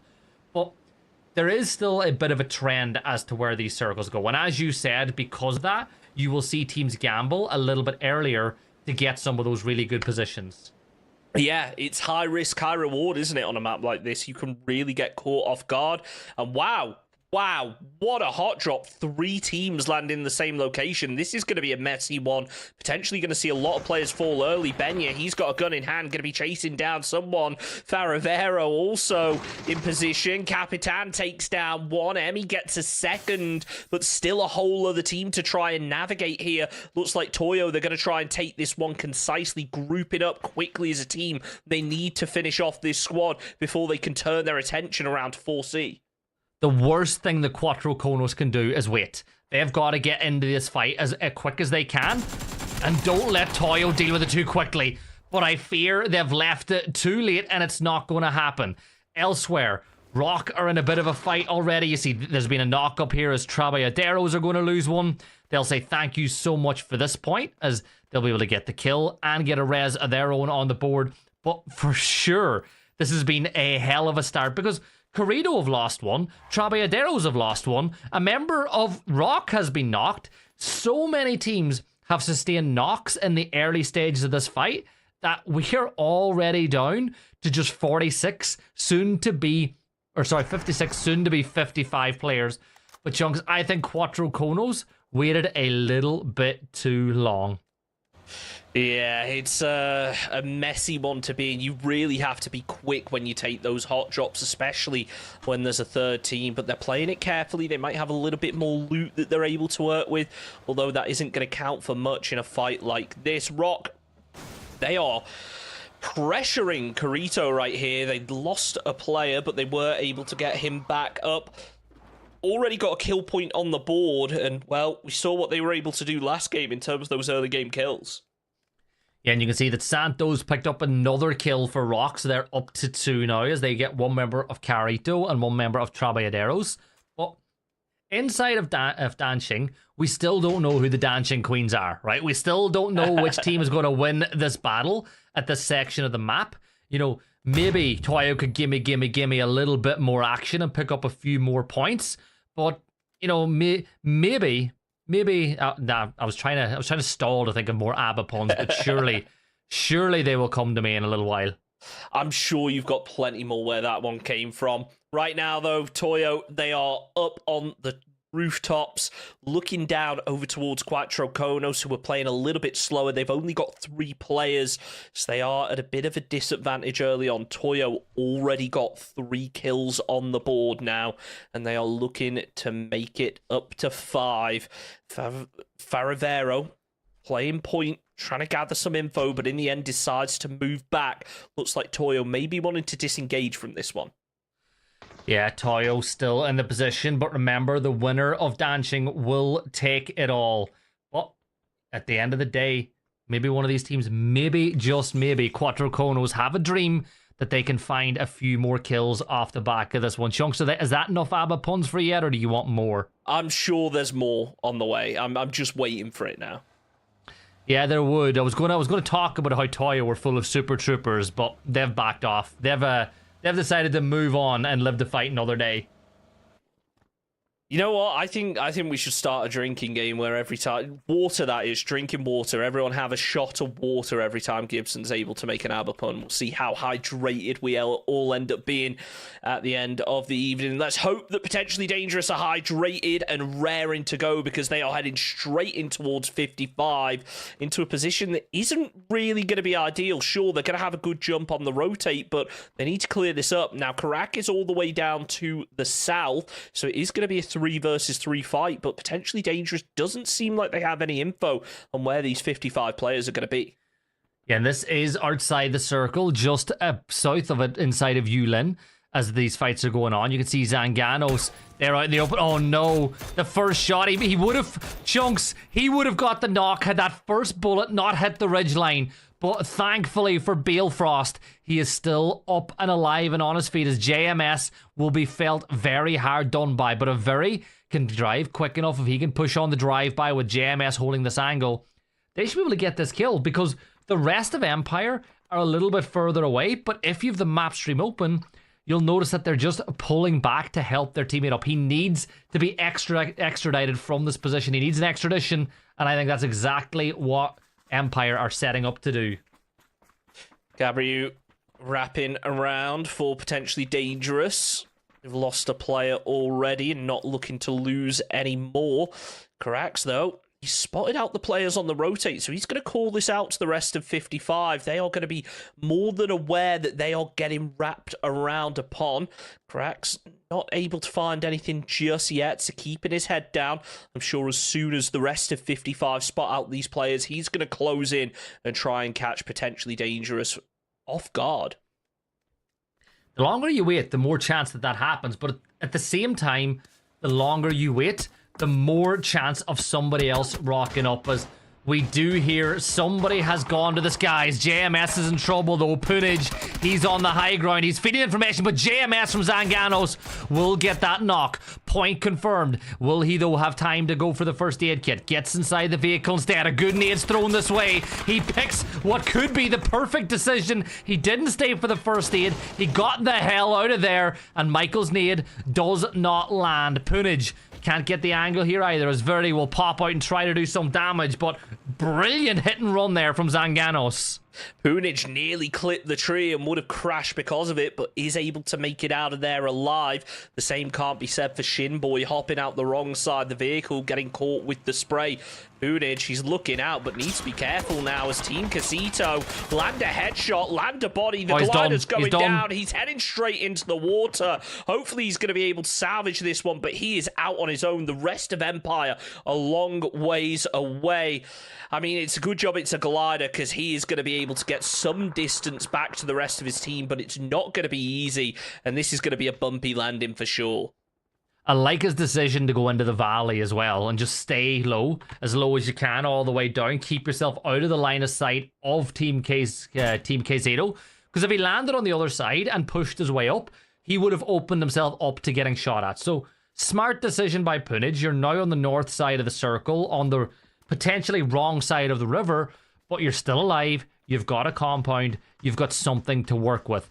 Really unfortunate for Team KZito there, because one more shot landed and they would have been able to pick up that point. But for Empire, you've now got a 2-1 split. Maybe not one that you would have wanted to have, but maybe that just suits some Chunks. We know how they like to play. Punage, at the very least, will be able to sit inside the blue of the zone, dodge shift away, and just met his life away.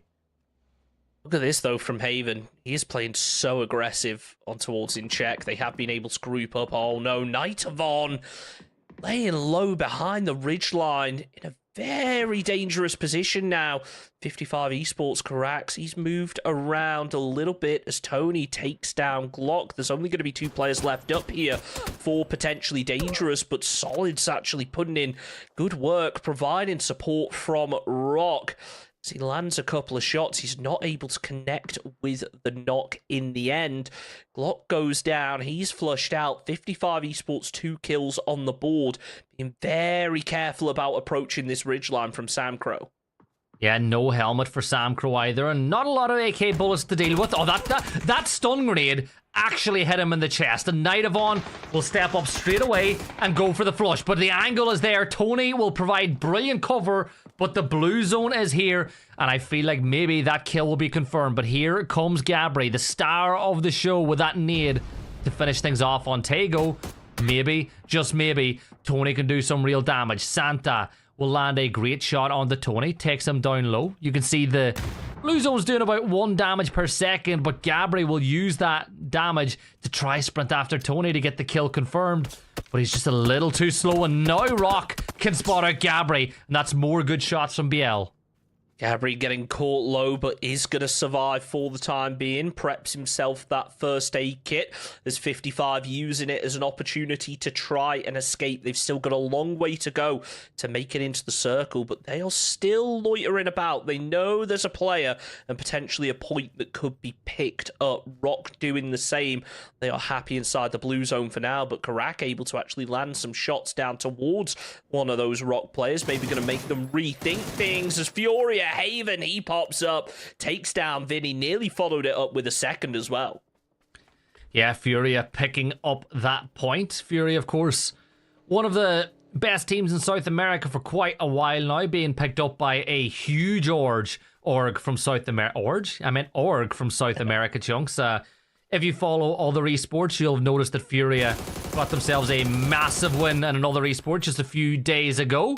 And they'll be hoping to find success in PUBG this year, as Bale will fire up towards Meda Amsiadad, and that's going to send them directly towards Bran, who's going to go low. And yeah, Bran, you got to step up. You got to take these fights. There's one spray. Pick one target and stick to it, Bran. He does get the knock onto Riddy, but he's going to be forced to fall back. Nade will give him a little bit of time to pop that first aid kit, and here comes the rest of Team KZito on the other side.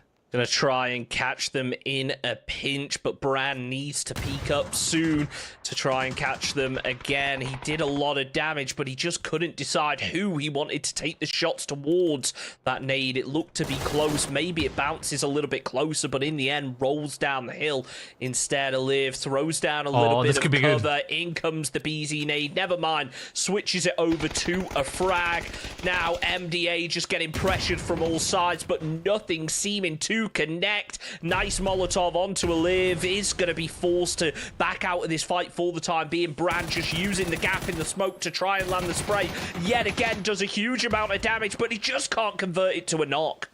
No nades, no mollies. One bit of utility could spell the end. That's a molly thrown in again, but as you can see, no damage to be found. And here comes a third party. Bale has pushed on and he's got an aid. That one could be brilliant towards Shift, but he manages to dodge it.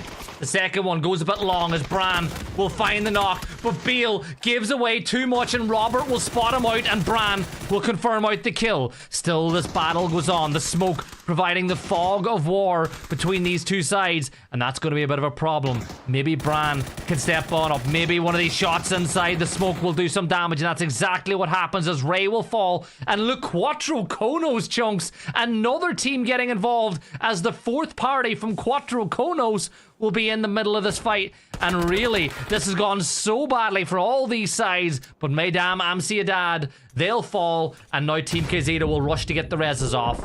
Oh, Empire just struggling as Poonage taken down. It's all on to Michael as a solo again. He's got 4C to try and deal with as now Quattro Konos moving up the hill. They heard the shots on that Team Casito fight. They want to try and get involved, but sweeping around, being careful. It looks like Leon going to try and catch them off guard, but look at that for a circle shift, Gibson. Water right down the middle. You got to imagine this does does move down to the southwest, so things will look good for Quattro Konos, for Empire, but still, it is not going to be an easy circle. And 4C, I am so confused about this split that they've got going on. Look, let them do it. A 1-1-1 split with one player close to Quattro, close to Team K0. Both these shots landed from Twitch Studio, but that'll be the catch out. Lionel will get found. And, you know, Chunks, you were right about this circle. You'd expect this to go south, but there are worlds where this goes towards the northeast. And those teams that gambled on it will get huge rewards. Yeah, this is why they've got that split, Chunks. You've got Aki up on top of the mountain, peeking down towards the rest of the lobby. But Aki, I don't think you should shoot yet. I just think you should be a conduit of information, wait for the zone shift, see if a lot of these teams fall, and wait to see what happens then. Now Tormented, trying to find himself a bit of an angle onto the Rock player, rotating, nothing connecting, a lot of pressure being applied.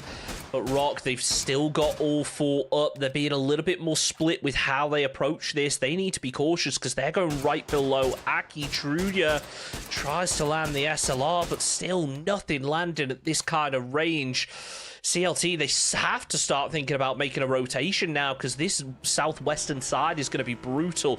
When you look over at the map, you see just how many players there are. Remember, exclamation point map in chat to keep up to date. The Fakes in, he's keeping up to date with the position of Twitch Studio, manages to get the knock. Solds tries to land the spray, but unfortunately not able to. Still, only 2 kill points on the board for Rock, but I'm sure that will change soon. And Chunksy couldn't take any more shots. Souls only has 1 round in reserve in his pocket, so he needs to find more 5s for a little bit later on inside of this game. But Rock are inside the circle. You've got Michael a little bit further north of your position in that compound, but for now, I feel that they're going to play the ridge line. Elsewhere, you can see Aki moving in towards them. Team K0, they've still got the west side of the circle all to their own. And you spoke about the Trabeadoras rotate, Chunks. They have gone all the way out through the blue into the north side of the circle, and this is a good decision. Scout out this compound, pull into it, and Trabeadoras have made a really good move. They certainly have. Mira are going to be up to the north of them. They will have high ground, but I don't think they're going to have a great angle onto this compound. Michael's still alive as a solo, out on the very edge of the phase. We'll have to see where this next phase ends up popping as Trevor fires off some mortars, will be getting caught with a couple of shots, drops down prone, and we'll see just where they end up landing. The circle, it does pull down to the southwest, and Michael's going to be alive, but Rock, they have got to be prioritizing this compound. Surely they are moving in towards this position right now. It is the only bit of hard cover as Corito fall down in 14th, and it is mind-blowing to think we've still got 15 teams alive in a circle, 13 teams alive in a circle like this. Yeah, 38 players as well, so it's not as if there's a bunch of solos left, right, and center. Yes, there's a couple, but we have a lot of full squads. Aki still, and if Aki just goes prone, Chunks, he gets himself probably inside the top 3 or 4 now. Yeah, that's exactly what it does. Go prone, see what's going on. Yes, if you see somebody who is completely dead to rights, take that knock and flush. But as of right now, your best chance of picking up points is to just stay alive. BL and the rest of Rock, they're moving around the edge now. They've got Zanganos potentially in their sight, but Chunks, Zanganos have shown a little bit of personality tonight so far, a little bit better from them, and with them already being qualified for the Super Cup next week, they can play with a bit more freedom as well. I think that might be what's benefiting them. The pressure is off now as Kawazine trying to land some long-range shots, not able to connect in the end. I do want to go back to Aki. Beautiful spray. Oh, can he follow it up with a second? Nearly one more bullet would have done the job. Surely he lands it. No. Tormented. Returning the fire, saving his teammate. But look, we spoke about Aki. If you're Aki right now, you lay prone, you use that third person, you do not risk peeking because he's got no teammates to res him. Just as now in check, down to a solo. They're taken out by Furia, who now need to refocus things. Look at this, though, from Team Mirror. Yeah, it went down to 12. Might be about to go 11, and that's exactly what happens. Mira with kill number 5 as everybody's getting involved in the kill feed. Rock, You can see Santa hyper aware of the player up on the ridge line, so he's not going to peek it. Elsewise, though, LG and Toyo, they're in a bit of a fight. Stop peeking, Aki! You don't need to... Oh, if Aki went down there, I'd have been so mad, Chunks. You don't need to peek. You've got yourself in a position to get tons of placement points. You're so close to the center of the circle. Don't take unnecessary risks. But what can Toyo do in this battle with LG, Chunks? Do they have the utility? Oh my god, Gabri. Look at this for a snake play. This could be absolutely huge if he punishes Zanganos for not thoroughly covering the edge. He's not quite inside the zone, though. Will have to expose himself sooner or later. Should be able to tank a little bit of blue damage. As Posse trying to land some sprays. Oh, that's huge from Gabri. Takes down JMS. Tries to follow it up with a second. Does a lot of damage, but it's not going to be enough. Viri gets the kill. Potentially dangerous out in 11th. Again, Aki is alive, he is in the zone, and he is popping up and shooting. This is not the risk reward that we talk about. Lay prone, keep your head down. If you really want to get some info, use that third person to your advantage, because this is not the way you want things to go. Otherwise, you're going to fall the way of Viri and get knocked out of the lobby. Luckily, Zanganos still with 2 players left up, but under a lot of pressure from both Rock and Furia. Yeah, 2 teams that are just back from PGS have their eyes on it. Look, if he takes any more shots, the helmet and the vest will be cracked. And if that's the case, he will not be able to take any more shots. Yes, the vest is low, the helmet's still pretty good. Aki, see, look, he's got no bullets left. All he has is an AK. He's got plenty of bullets for it, but you gotta wait. You gotta be patient here, Aki. The kills and the points will come to you if you just bide your time. Elsewhere around the circle, Chunks, you can see Mira moving in from the north. Furia pushing closer and closer to Toyo, as that's exactly what the blue zone is forcing them to do. You've got plenty of nades in the hands of Gizera. He's looking for exactly where Toyo were standing. They used the E-bus as well. He's pulled up silently, Chunks. This could be deadly. But look at this. Mira getting shut down by Team Kazito on the edge of the circle.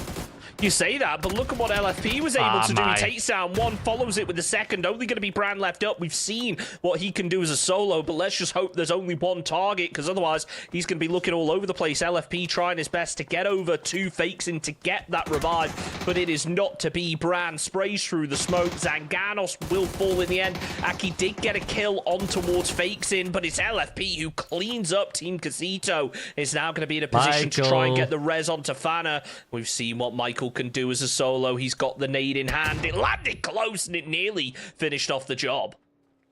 And will Michael chase it though? That's the question.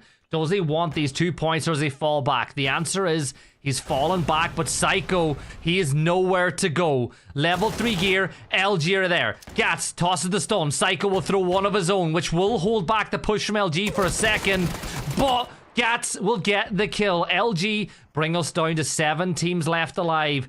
And because of the fact that Furia are pushing Toyo, Toyo can't get aggressive.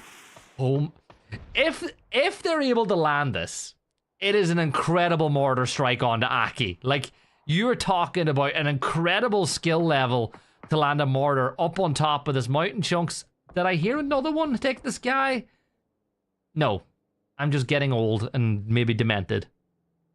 Look, that mortar, sure, it's all well and good at going for Aki, but look at all those teams that are around the same position. And that verticality aspect, it could land on LG. It could land over in Toyo. And the circle, it somehow keeps Aki in. So we're going to say it again. Aki, lay prone. Don't peek. You've only got an AK. It is not worth it. Get yourself into those placement points. Maybe drop down behind a team later on when everyone's been forced to move in, because just look at that map. Look at how many teams are down on the southern side, the southeastern side, that are gonna have to push into this phase. Just be quiet, stay down. But no, never mind, he gets himself a knock, so I take it all back. Beautifully done.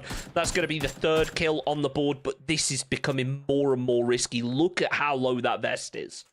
Yeah, but it's the helmet that's healthy. Like, at the end of the day, you can take a chest shot or 2. It's while that helmet is fine, he is okay. And that's a kill that's fine, right? You get that kill.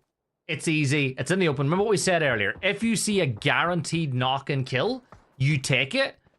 But I still think he's playing He took a lot of risks up to that point. Like, there's at least 3 more placement points up for grabs for him if he plays this circle right, and maybe an extra kill or 2 point on top of that as well.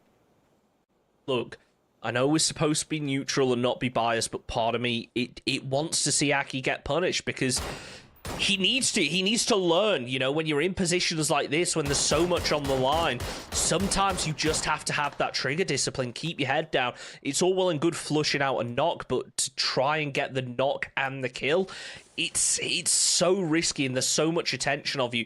I do think that as the zone closes in, now you have the opportunity to make a bit more noise, to start getting aggressive, because everyone is going to be so preoccupied about what's ahead of them. LFP should have been focused on what's behind those. Gazira gets the knock. Oh, almost able to trade it out from Fana there. The smoke up for cover as Fury are forced back. It's only going to be Fana left standing here for Team Mirror. Throws down the smoke, but Gazira caught from the long-range rock, getting themselves a knock. They've already got 8 kills on the board, potentially going to make it 9 if they spot out Fana. Yeah, and there's Michael, though. He steps up, and he's got himself a nade in the back pocket. Is he about to delete a couple more Rock players? Sprays towards BL, but there's Aki from above, tapping away at that AK. These are the fights that you can third-party, as Michael now turns his attention a little bit higher up that ridgeline. The nade, as you can see, did not get the desired results, as Michael will peek once more. But the question is, now that Rock have got themselves in a position where they can get the reses off, how much danger is Michael in? 6 teams left alive, 50 to Aki. There you go. Come on, couple more taps. These are the points that you need to be picking up from this position. And he gets it. Gizera falls. That's 4, and that's an extra placement point for them too, as another team did fall a little while ago. And Aki, Chunks, now he's really getting low on his ammo count. Yeah, if he decides to drop down, he's going to be limited in what kind of sprays he can actually land. LG, by the way, they are still 3 players strong. They have held on to this position for the longest time. They're doing almost what Aki should have been doing, keeping their heads down, not taking unnecessary engagements. Kraken tries to land some fire over to Toyo, but ends up getting Krakened in return, forced to now pop those bandages, play a little bit slower, but the zone is leading all the way towards Fioria. I would imagine Kraken tries to group up with his team as that zone forces him in, but for right now, he is happy. Michael's not so much. He's getting antsy. He knows he's got a team to try and navigate, and he has a long run to make it into the zone. Oh, Aki takes a little bit more damage, but it's the vest that absorbs the damage once more. He's got 4 bandages left. He's got 1 booster in the back pocket, but the circle has now moved him from this position. You've got 20 bullets in reserve here, Aki. You've got to be careful with it. And there is a nice shot from Benya. Remember, he's only got 3 bandages. The blue zone's here. He's trying to take somebody to the grave with him, but the fall damage will do it.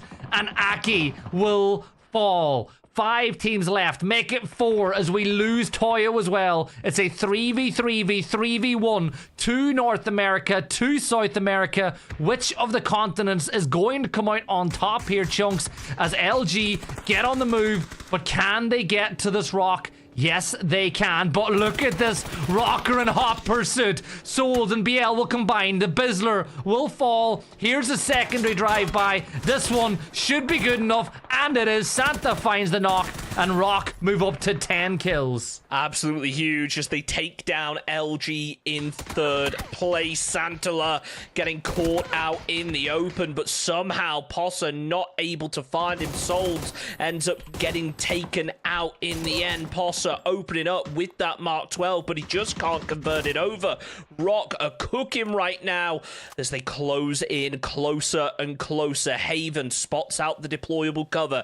He's going to throw down a second smoke, so he has the opportunity to pop a first aid.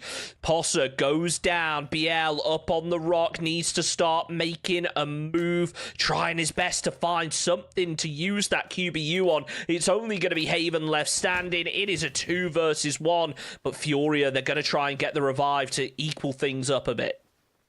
You can get this revive, but you're not going to get Posa. But if you can bring it back to a 2 versus 2, the odds massively switch back to being a bit of a level playing field. Haven will jump scout, look through the smoke, steps out into the open, but Santa was there to find the knock. Biel will get it with a double, and it's winner, winner, chicken dinner.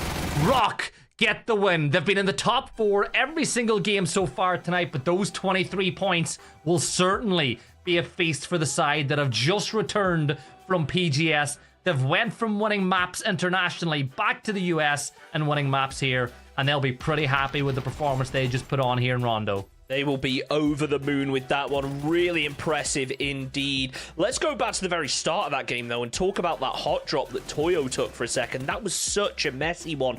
3 teams landing on a single compound, but it was Furia who really put the pressure on for the majority of that game until they got into what was a winnable position. Once they saw how the circle was shifting, they were really the only team that had to worry up on that northern side. But ultimately, the solo up on the high ground, causing so many headaches for so many teams. Sure, he didn't convert it over to a lot of kills, but he was just a thorn in the side of so many squads.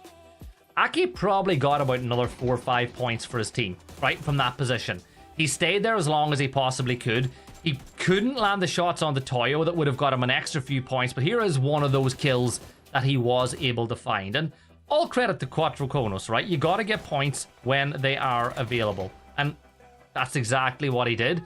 But then you see Rock. This is where Rock and Furia really started to step up the action. Yes, Furia got 8 kills. But look at BL. You give BL a sniff and he will annihilate you. Santa works out. He had a present to give the other side. And just like that, you saw how Rock took the chicken dinner. I said they were cooking something. It smelled like a chicken dinner in the end. 23 points from that game. Absolutely huge performance from Rock, but Furia putting in work. 9 kills and a second. I have to say, again, it seems like it's the same teams picking up points all the way down to 12th place, and there are just a couple of squads that they just haven't been able to lead things together tonight. We'll take a look over at the overall standings, and I can imagine there is going to be a rather large points disparity between top and bottom half. Yeah, look at that. Even after 3rd place, the point drop up is pretty large. 9 points between 3rd and 4th. Empire picking up some nice points. Quattro Konos got their 6 points of the whole night in that map as they jump into 11th. Now remember, the top 8 isn't where you need to be. It's with the teams that have already qualified being in here. Really what you want to do is be inside that like top 10, top 11 by the end of tomorrow night, and you will qualify for the Super Cup next week, where you will join teams like the likes of Liquid, like Al-Qudsiya, who qualified last week. But look at how good Mira are again. Like 27 kills for Mira so far. They are going toe-to-toe with the 2 teams that have just returned from PGS. Yeah, they're making a statement. It's really impressive to see. I just want to see them continue that momentum going into our final game of the evening. It's over to our angle in our next game. We're going to be back in just a couple of minutes.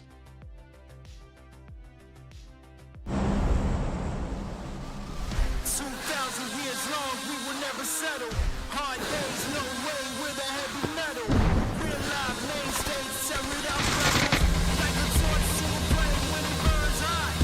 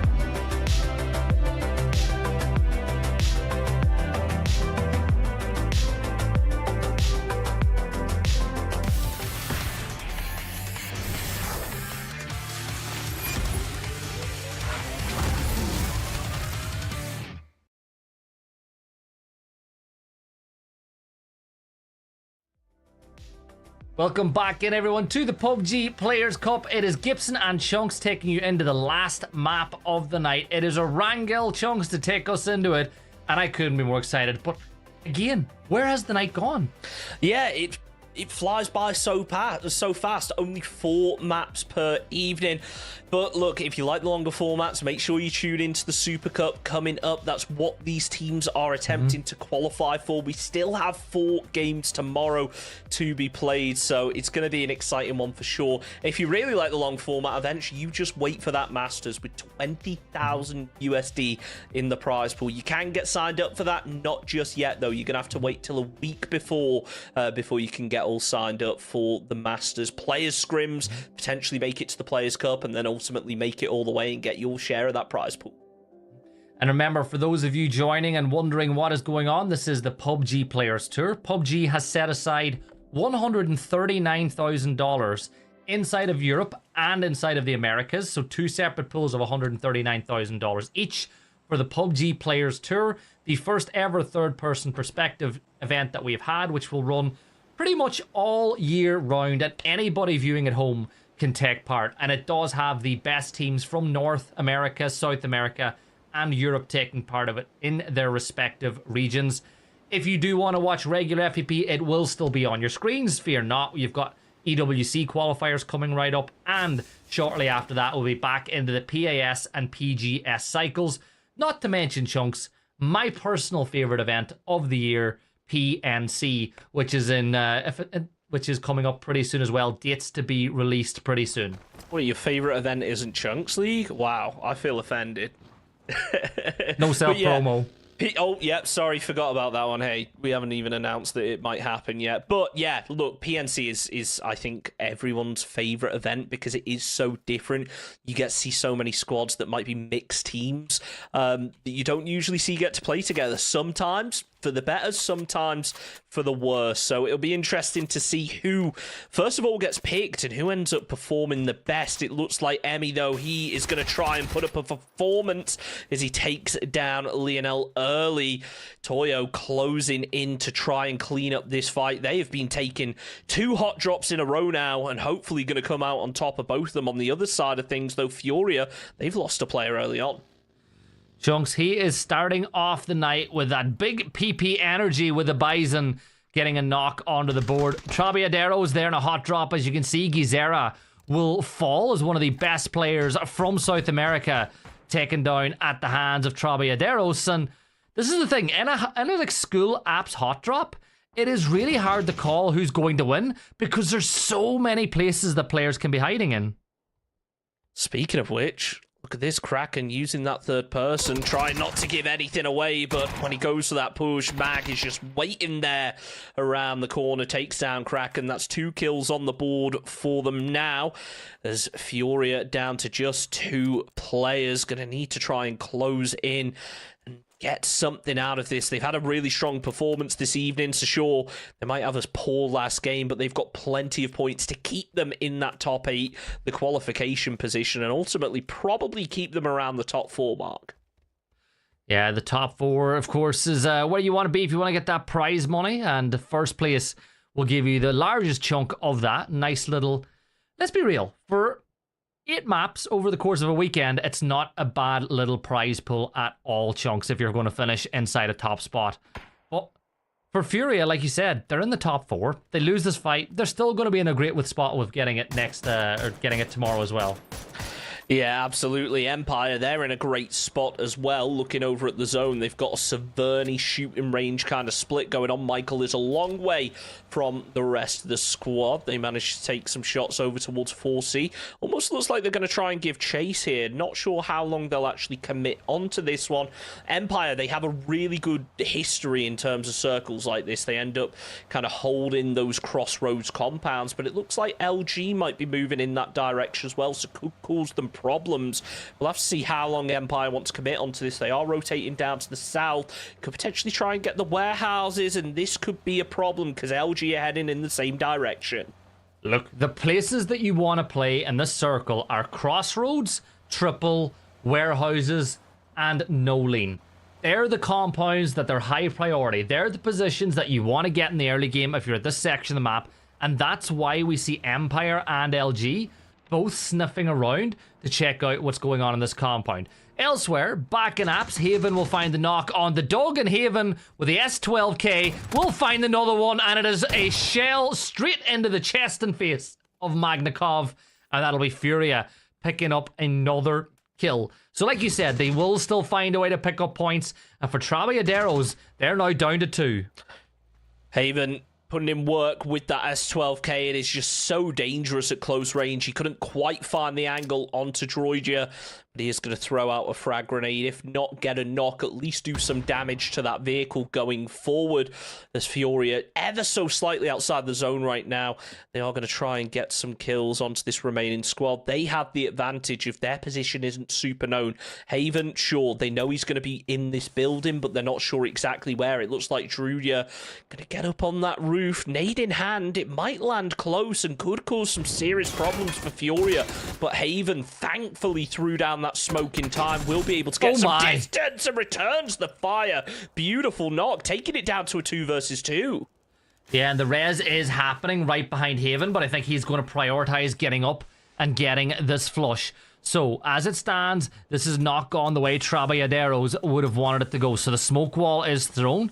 You can tell by the smoke wall that he's not actually sure where the last player is. I think he's assumed the rest. Now you go, Tormented will peek on the side. Haven is there though, does a lot of damage onto Tormented, but not enough to find the knock. This is a tough one now for Furia. You've got the S12K at the ready once more. If you can close the gap, you can make this very winnable indeed. First shell fired, and the second, and the third. He's going to mess with them all, but Tormented will find the kills as Trabajaderos will win the School Apps battle. 4 kills for them, and you'll get Druida back on your feet. And well, what a morale-boosting win that is for Trabajaderos in that fight. Really, really impressive from them. 4 points on the board, and they have a pretty good entry into zone. Obviously, they are going to have to cross over that river, which could cause them some problems. They don't have much info right now, but maybe they play Rozok for a little bit, try and look up the hillside, see if they spot anything. There's now Carito. They're going to move down to the south of potentially dangerous. 3 different teams all around this Everest, Georgia Pole area now. Mirror are a little bit further to the south. Now, Everest is between them for the time being, so they're not going to have eyes on, but depending on what bridge they want to rotate over, this could cause some major problems. Yeah, I'm looking at the map, and as you pointed out, the circle is so favored towards Severny. A lot of teams are trying to rotate through George. Like, as you can see, PD are one of them. They're looking over, but Carita were there. You've obviously got the rest of PD. Mira are going to try rotate over that bridge as well. Things are getting hectic. It's also getting hectic here by Crossroads, one of the compounds I said you want to play, as Trevor is getting pushed. He drops down. He's spotted out by Emmy. He will fall, and Capitan cleans that one up. You've still got Gats on the other side of the road, Chunks, but LG split. Here come the cavalry. The rest of the team are moving in. Oh, poor Jedshot's not had the best night at all, has he? No, it's been a rough one for him. And Mirror, they're going to keep causing problems now for Carito. They are chasing down Richie. They do need to be cautious, though, because Gabriel is still alive inside of this front 6 area. They're super split up. They've still got a solo back there, but right now we'll hop on board with Toyo, as they're going to be taking an engagement over towards LG. They've taken down one. Bizzler also getting knocked. Only Voxic left up now. Might take a little bit of damage from this BZ, and this is the cue for Toyo to start sending it in. Yeah, Vox is in trouble. He's getting pushed now. This is excellent from Capitan. Even though a third party from Njeke team is coming through, they've managed to get across the road successfully, and now you just got to listen for the footsteps. Where is that last member of LG standing? Well, he's standing with his back to Michael, who will say thank you so much as he puts a bullet in the cranium of him. And up on top of the hill by Stalber, we're seeing Rock continue their battle of this game. They're having a brilliant tournament so far. They get a couple of kills on to Poitos Agrazios, and that leaves I'm So Bleep Bad as the last player standing, and he's just fleeing down the hill. Running for safety, hoping to try and get away from this one. but it's going to be difficult as a solo. We've seen what people are able to do, and speaking of it, let's see what Balefrost is able to do, landing a nice little shot out of the vehicle, able to get the knock, confirms the flush as well. Still long-range shots coming in out of the vehicle, but Empire, they have a really strong position inside this circle. They do need to be cautious in this 2-2 split because there are a lot of teams over to their east that could try and make a move. And remember, the stakes for Empire are a little bit higher because although they qualified last week, Michael is back. They've added him to the roster, and due to roster eligibility rules, that means that they have forfeited their spot and they need to qualify this week. And yes, you heard that right. There's events on almost every week, and you can sign up. Now, the registrations are not open yet. They will open in about a week or two for the next series, so don't go trying to register today. But just keep it in mind that there will be registrations open very soon to join the next Super Cup, where you can try to compete with all these teams to get a prize share of the prize pool, which, as I said, is over $139,000 over the course of the year. And look, even if you don't want to get involved, it means that we get more PUBG Esports to watch, which is always a good thing. As the circle, it shifts pretty hard down to the south. It's not going to cause a problem for too many teams, except, in my mind, for those squads up at Starboard. We've got 5 of them in the same location. Yeah, and as they all move on in, we wonder where teams are going to play. Severny is vacant because it yes, that is how he wanted to park his UAs. Exactly. Just like that. Giving him interesting cover, Chunks. It's cover all the same, you know, in a circle like this, if a team is able to get up onto that hillside down to your south, it could cause problems. So, look, it may not have been intentional, but it may help him in the long run. Only time will tell. As Team Mirror, they are focused onto Richie right now. They don't want to give anything away, but as they consolidate, you can see they're sending Fana up to the north. They're trying to isolate this player and potentially get the kill. This is a fight that's been going on, by the way, all the way from George Paul, as Team Mirror have been hunting Richie down. Kawazine not able to hit the shots the first time of asking, but you give him a second chance and he'll take it. Kawazine with the knock and flush on the Richie. Corrido are eliminated. And one thing I did forget to say in my little speech about the event, Chunks, is the eligibility rules are a little bit different. You don't have to be 18, 16 years old plus can take part in the PUBG Players Tour. Yep, and the amazing thing is, it's free to take part, and you could potentially win yourself some cash. You can play against some of the best teams in not only Americas, but also the world. Look, we've got multiple PGS teams in the lobby, especially looking over towards that Super Cup next weekend. There's a lot to play for here, even if it is just Pride. So get yourself a team together, get yourself signed up. It is going to be an awesome event running throughout the year. And 55, they are going to try and make an awesome play over on CLT. Karak just driving around in that vehicle, almost trying to bait out some shots as he switches over to the Mark 12. He has the rock for cover, but he's got no intel on where these players are. I think the lack of shots going his way as well tells them that it's not a full squad in this position. There's only a few players, as Quattro Konos, who got 6 points in the last game, will get 1 in this one as well. The 2 dead players have rather unsportsmanlike left the lobby. And Twitch Studio, that's what the Lynx is all about. Riddy will take a big knock, but do they put Chunks? They're pushing this. They're pushing this. It's the last game of the night. You've had a little bit of success. You know that this team is weak. Why not make your move? Elsewise, 55. They're pushing the aggression now on the Trabiaderos as well. In this, I think, 4 versus 2. Oh my god. Yep.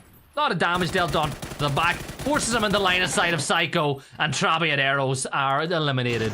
Really impressive push coming out from 55 Esports as Quattroconio's trying to do the same. They manage to take down 1, but they lose Aki in return. Down they go, 12th position, but at least they get a couple of points on the board to go with it. MDA, they're just going to try and loot up these bodies. Not sure exactly what that frag was for. Maybe he thought it was a smoke, but hey-ho, it's not going to take out his teammate, which is the important thing. But even more important than that is that zone position, Gibson. Yeah, like you are, I'm at a loss as why Riddy threw that nade instead of just pushing in towards the circle now. You've got 38 players left alive as it went back towards the crossroads and a little further south of that as well. You've got 55 in a great spot. I'm looking at Njeke team, Chunks, they're in a brilliant position too. The team that are going to have to battle their way in are Rock. They're leaving Yaz as things stand. They've got multiple options of rotation into the circle, but we have the benefit of the map stream that they don't. And I'll tell you right now, their best rotating would be to go all the way to Roz and play that ridge line and work your way in that way, because if you take the main bridge, you're going directly towards 55. You can only play off the info that you have, though. If you take those blind sends, you're taking a big risk. For all you know, there's 5 teams waiting for you over at Roz. So they are going to send it over. They've got themselves a little bit of hard cover. That will do for the time being. They do need to be cautious as Zanganos, Empire, both working down towards the east. Tony tries to land a little bit of damage onto the JMS, but isn't able to convert it over. Poonage, he's laying in wait, preps out the frag grenade. Not sure whether it's going to be able to connect, but those Dragunov shots, they are certainly coming close. It's Kawazine who opens things up onto Empire, though, as Michael will fall. Poonage quick to get a return fire, but he gets the kill stolen away from him. Yeah, Team KZito picking that one up as Ali will find that one. Poonage wants to get Michael back on his feet, but he's got to be careful with Toyo landing those shots, and Toyo will find the knock. So 2 members of Empire have now fallen. Another race to try could steal away a kill begins, but this time Emmy will make sure that Toyo gather their own kill. 4 for them now, Chunks. They're having a pretty good game so far as the lobby drops to 36, soon to be 35, as I don't think that we will see Shinboy and Beal give up their position to go for the res onto Michael. And I'm looking elsewhere around the circle. BL is just... he's doing the exact same peak that happened a little bit earlier as 55 made the push, but this time he is the aggressor. But look at this up in the northeast. I was about to call it out on the map, but look, Politos Aggressivos closing in to MDA. Gonna try and potentially get themselves a knock onto this, but the players have made a move early enough. Rock now, they're also going to be closing in. We saw 55 crash onto this compound to take it earlier on, but the team that they crashed did not have a player up the hillside playing for info. BL going to move back down the hill, still has the ridge to work with, but it is not a great position to be in. They're probably going to wait to see how this zone pops as it moves down to the west. Now is probably the time to move back, get in the vehicles, and think about your next rotation. Potentially, a team like Empire are going to be in the sights. And Chunks, look, Michael's back on his feet. So Empire are back to a 3. Rock, they've got to move now. You see 55 have abandoned the gas station as they move south, as they want to move in from that section of the map, as most of the teams outside the circle are now to the west.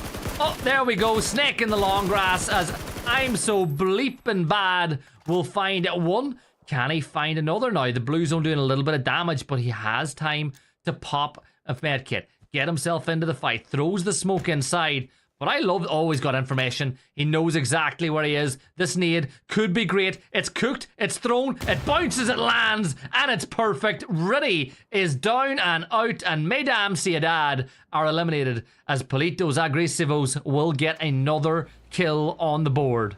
Really impressive solo play there, but now he has to start making a move. Empire going to be surrounding him in a way I'm not sure whether they're going to try and go for the seat swaps, but look at this. Rock, Mirror, they are posted up. Zanganos now also forced on their way. They're going to be getting absolutely wiped out. Santala takes down 2 out of the vehicle. Only Viri going to be left up now as nade comes out from Souls. It's not needed. BL finishes off the job. That's Zanganos down in 10th. Now, though, look at this. Oh, unfortunate for that final player. Down in 9th position, eliminated by Fakes, and this is such an open zone. Whoever has the cover is going to be sponging up kill points.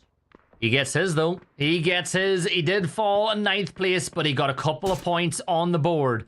Now we're looking at Toyo. Emmy, still in a great position. They hold Crossroads. Mira, not too far away from them.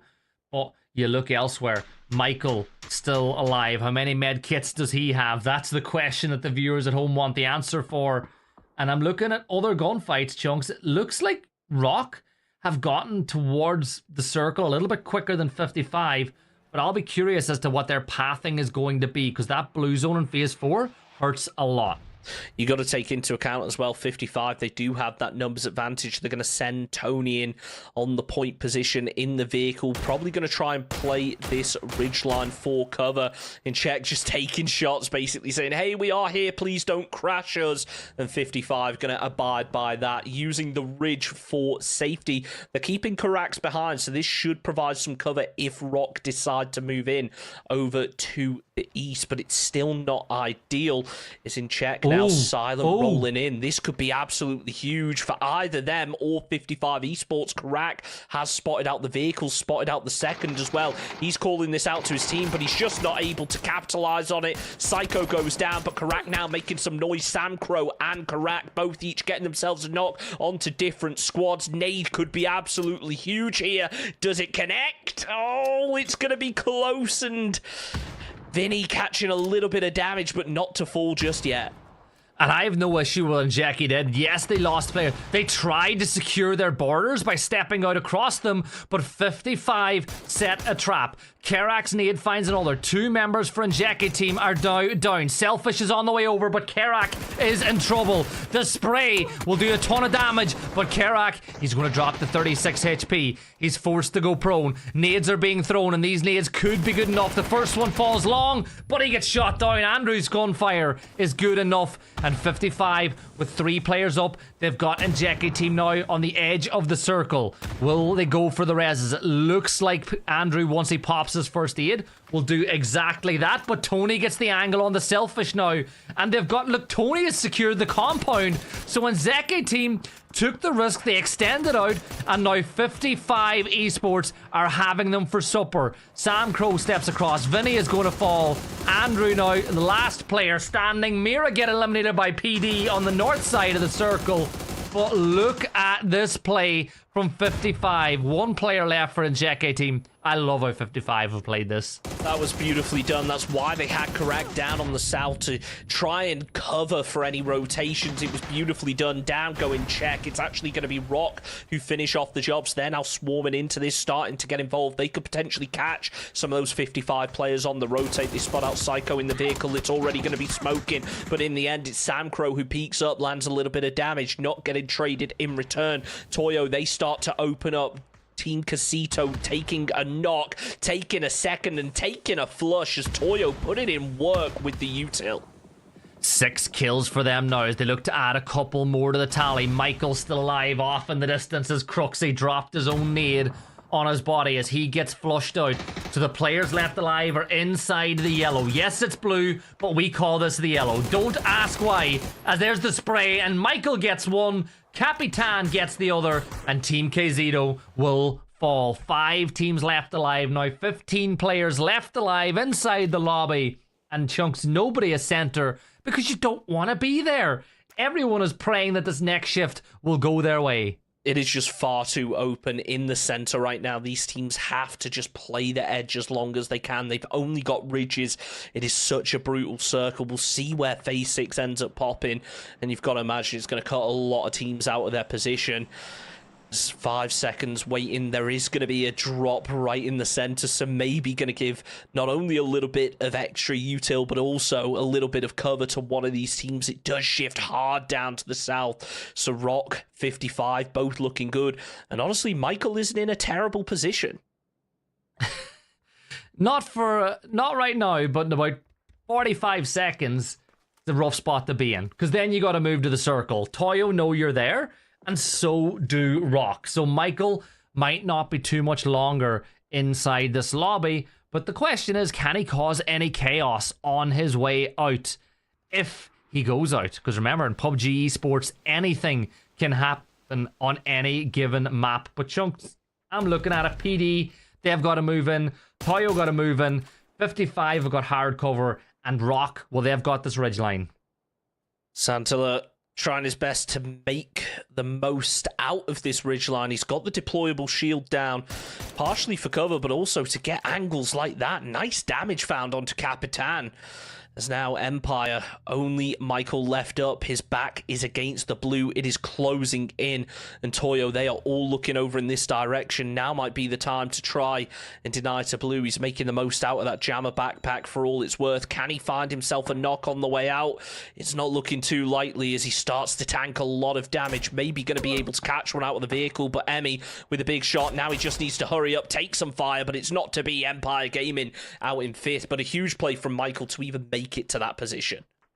Yeah, he falls in 5th, but Empire will be in the top 8 going into tomorrow, which is exactly what they wanted looking forward ahead of this. Rock looking to secure top spot for themselves even more so in this map if they're able to get the win. And for PD and Toyo, it's about climbing that table. BL off in the distance. Slabby has to put the 6x over onto the Mini as he looks, but will not get the angle onto BL. But Toyo are the targets. Pushing up the ridgeline. Can PD find that all-important initiating knock? They're certainly going to try. The nade's not going to be how they do it in the end. A little bit of extra cover being called in by Toyo, and it's the perfect time to do it. We mentioned how this is such a brutal open zone, and now with PD coming over that hillside, they are going to be able to shoot down onto Toyo. That's unless Rock have an angle, and they could potentially do something to stop them. But as of right now, look, are you going to let them clear out that squad? I don't see any reason not to, other than you might want to be able to get yourself some points. And it's one of those rare times when nearly all of our squads have, where all of our squads have most of their players standing in the top 4. Yeah, and we get a view from multiple different perspectives. All 4 teams POV as we go picture in picture in picture in picture. The quad box, if you will, as it feels a bit like red zone here on the matchup. The circle shifts and it goes towards 55 and Rock. So Chunks, this battle between Toyo and PD really has to kick off now. Yeah, this is going to be really rough for Toyo and PD, but they just have to commit to it. PD, if they come over this ridgeline, Rock are going to be able to sponge it up, so we might actually see them wrap all the way down towards 55. Maybe not, as Toyo, they are just getting absolutely lit up by Santala right now. Yeah, Santa peeks across the side, but good shots back in return from Benya will force him into some cover. As we can see, 55 not moving at all. Slabby throwing more nades. This is the final one that he has in the back pocket. You can see others being thrown as well, but not hitting the pay dirt. There's damage coming in, though, from Rock on the other angle as Toyo are under tons of pressure here, Chokes, and Santa will create some cover of his own by putting down the deployable as things get even hotter in the kitchen for Toyo. Slabby doing what he can, making the most out of that third-person perspective. Will decide to hop into the vehicle with his teammate, hoping he can get over to safety. No, never mind. He's just grabbing a Panzer out the back. He wants to make a big play right here. Santala, only 60 bullets in that MG3, but gonna try and make something happen. Maybe it's too late, though. He turns around and Capitan peeks up, finding himself a little bit of damage. 1 minute till phase 7 is completely closed in, and that will take Capitan's position out of the equation. Potentially dangerous. They've been able to get a move into the zone, but they aren't making anything happen out of it. In fact, it's 55 Sam Crow who get the opening knock. Yeah, now Souls looks up towards PD because Sam Crow did step up for 55 as PD decided to wrap this way, and Toyo were focusing on Rock. So the fights that we thought were going to happen are going the other way. Toyo are battling with Rock and 55 with PD as those two will split and turn their attentions elsewhere. Faravero, though, not forgetting about PD off in the distance, does a little bit of damage on the Glock, but there's Benya. He finds an all-important opener on to Rock. Benya now will throw the stuns, but Santa is prone with that MG3, completely blind, as you can see. But Toyo can't just get the angle as of yet. They need to move up a little bit slower. The blue zone is helping them out. Benya confirms out his knock, but Santa will step on up, but he's the one that's been naughty, and he's the one that's going to get led instead of Cole, as Souls will move up into the tree. Capitan knows exactly where he is here, Chunks, and Rock have been wiped by Toyo, who hit 10. Toyo on 10 points, 10 kill points, that is, taking in Sorry, not even taking into account the placement points that they are going to be able to gather right now. Potentially dangerous. They have gone for a full send. Look at this Panzer play. Could it result in anything? Clearly not. Capitan taking a little bit of damage, but it doesn't matter when you've got Ferravero, Capitan, and Emmy all shooting down the hillside. Only going to be Knight of On left up, but not for long as Toyo grab themselves their 13th kill point of the game. Tony flushes out Knight of On to finish off the job as 55. They're going for the revive, but Psycho, he's waiting by the car, takes down Faravero, gets the knock, follows it up with a flush. 7 kill points on the board for them. Smokes are being thrown down, and Benya, he is just trying to grab a little bit of info. He wants this kill. He knows that this is Toyo's game to lose, but now 55, they've got themselves the revive back up. They've equalized things. It's going to make things a little bit more difficult for Toyo.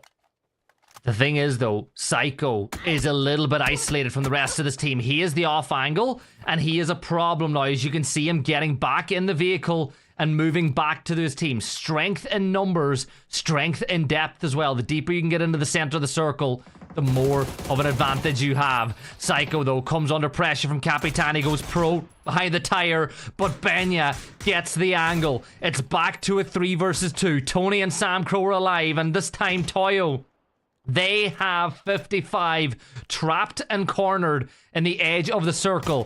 55 desperately need to find a knock. Benya goes down to 1 HP. For a second, it looked like he might be the one that falls, but that will delay. That will slow. That will push him a little bit closer to the edge of the blue chunks, and it gives 55 a little bit more of an advantage again.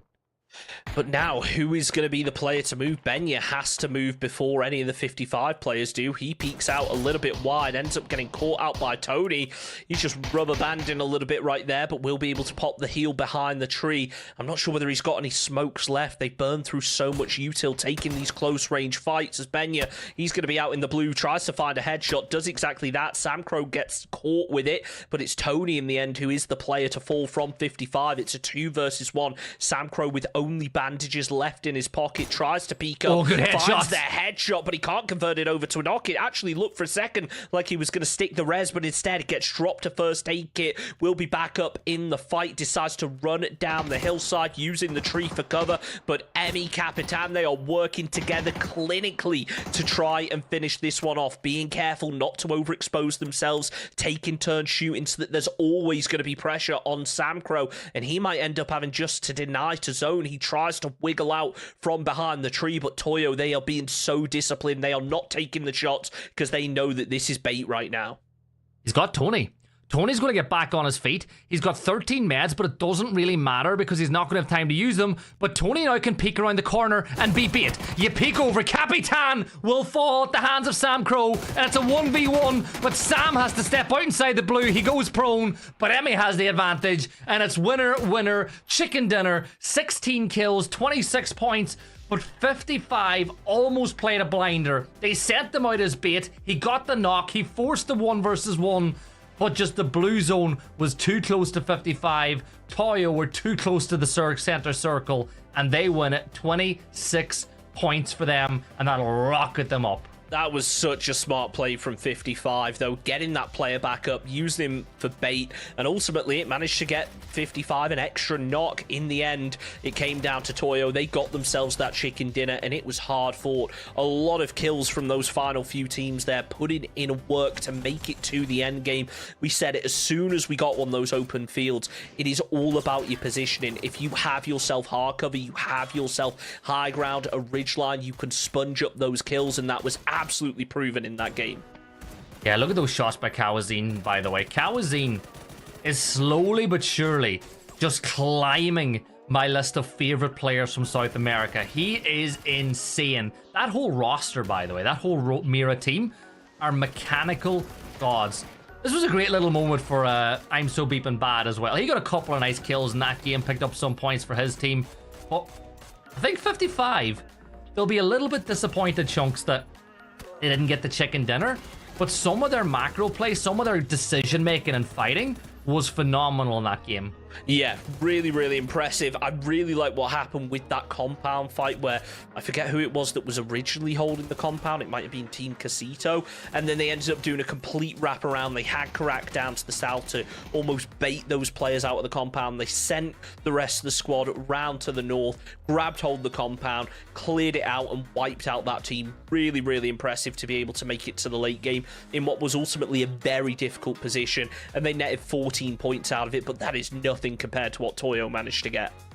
Yeah, 26 for them, 10 more for Rock. Will keep them a lot higher up the leaderboard as he had a fantastic game of his own. But all in all, it's once more a lot of the familiar faces on the left side of the leaderboard. But shout out to Traviadores and Polito Agresivos as they were able to pick up nice points tallies for themselves and get themselves into the top 8. But Chunks, it's going to be exciting tomorrow because when we look at the overall leaderboard, you can see that the cutoff is going to be about 10th, 11th place.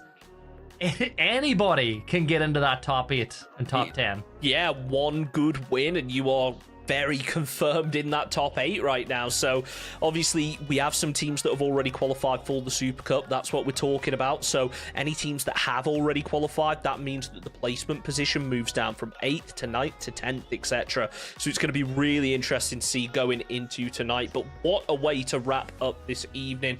4 games down. They flew by so quick. And yeah, really, really impressive performances all across the board. Hopefully those teams down in the bottom half can pick it up going into tomorrow. 100%. Get more points on the board. Get yourself into the mix to play in the Super Cup next week where the prize pool increases by I think like 300%. But here is your summary. Toyo with the most kills and the most damage, but Rock are top of the leaderboard. They've got that survival time on point. And don't be surprised, Toyo are up at the top, Chunks, but Rock have the same amount of kills, so it really is so tight between them, but Rock have just been better on the night. Yeah, it's amazing to see Toyo performing so well. Obviously, we haven't seen them in a little bit. The same being said for Rock. But Team Mirror, the team that have been here, that haven't been at those global events, have been putting in work. We see it on the stats there as well. I'm sure when we take a look at the individual player stats, of course, Kawazin's up near the top. It's Santala in the end, though, who gets the most kills, the most damage. Really insane performance. And to have multiple players from a handful of teams up in the top damage stats, that's amazing to see for all those players and squads.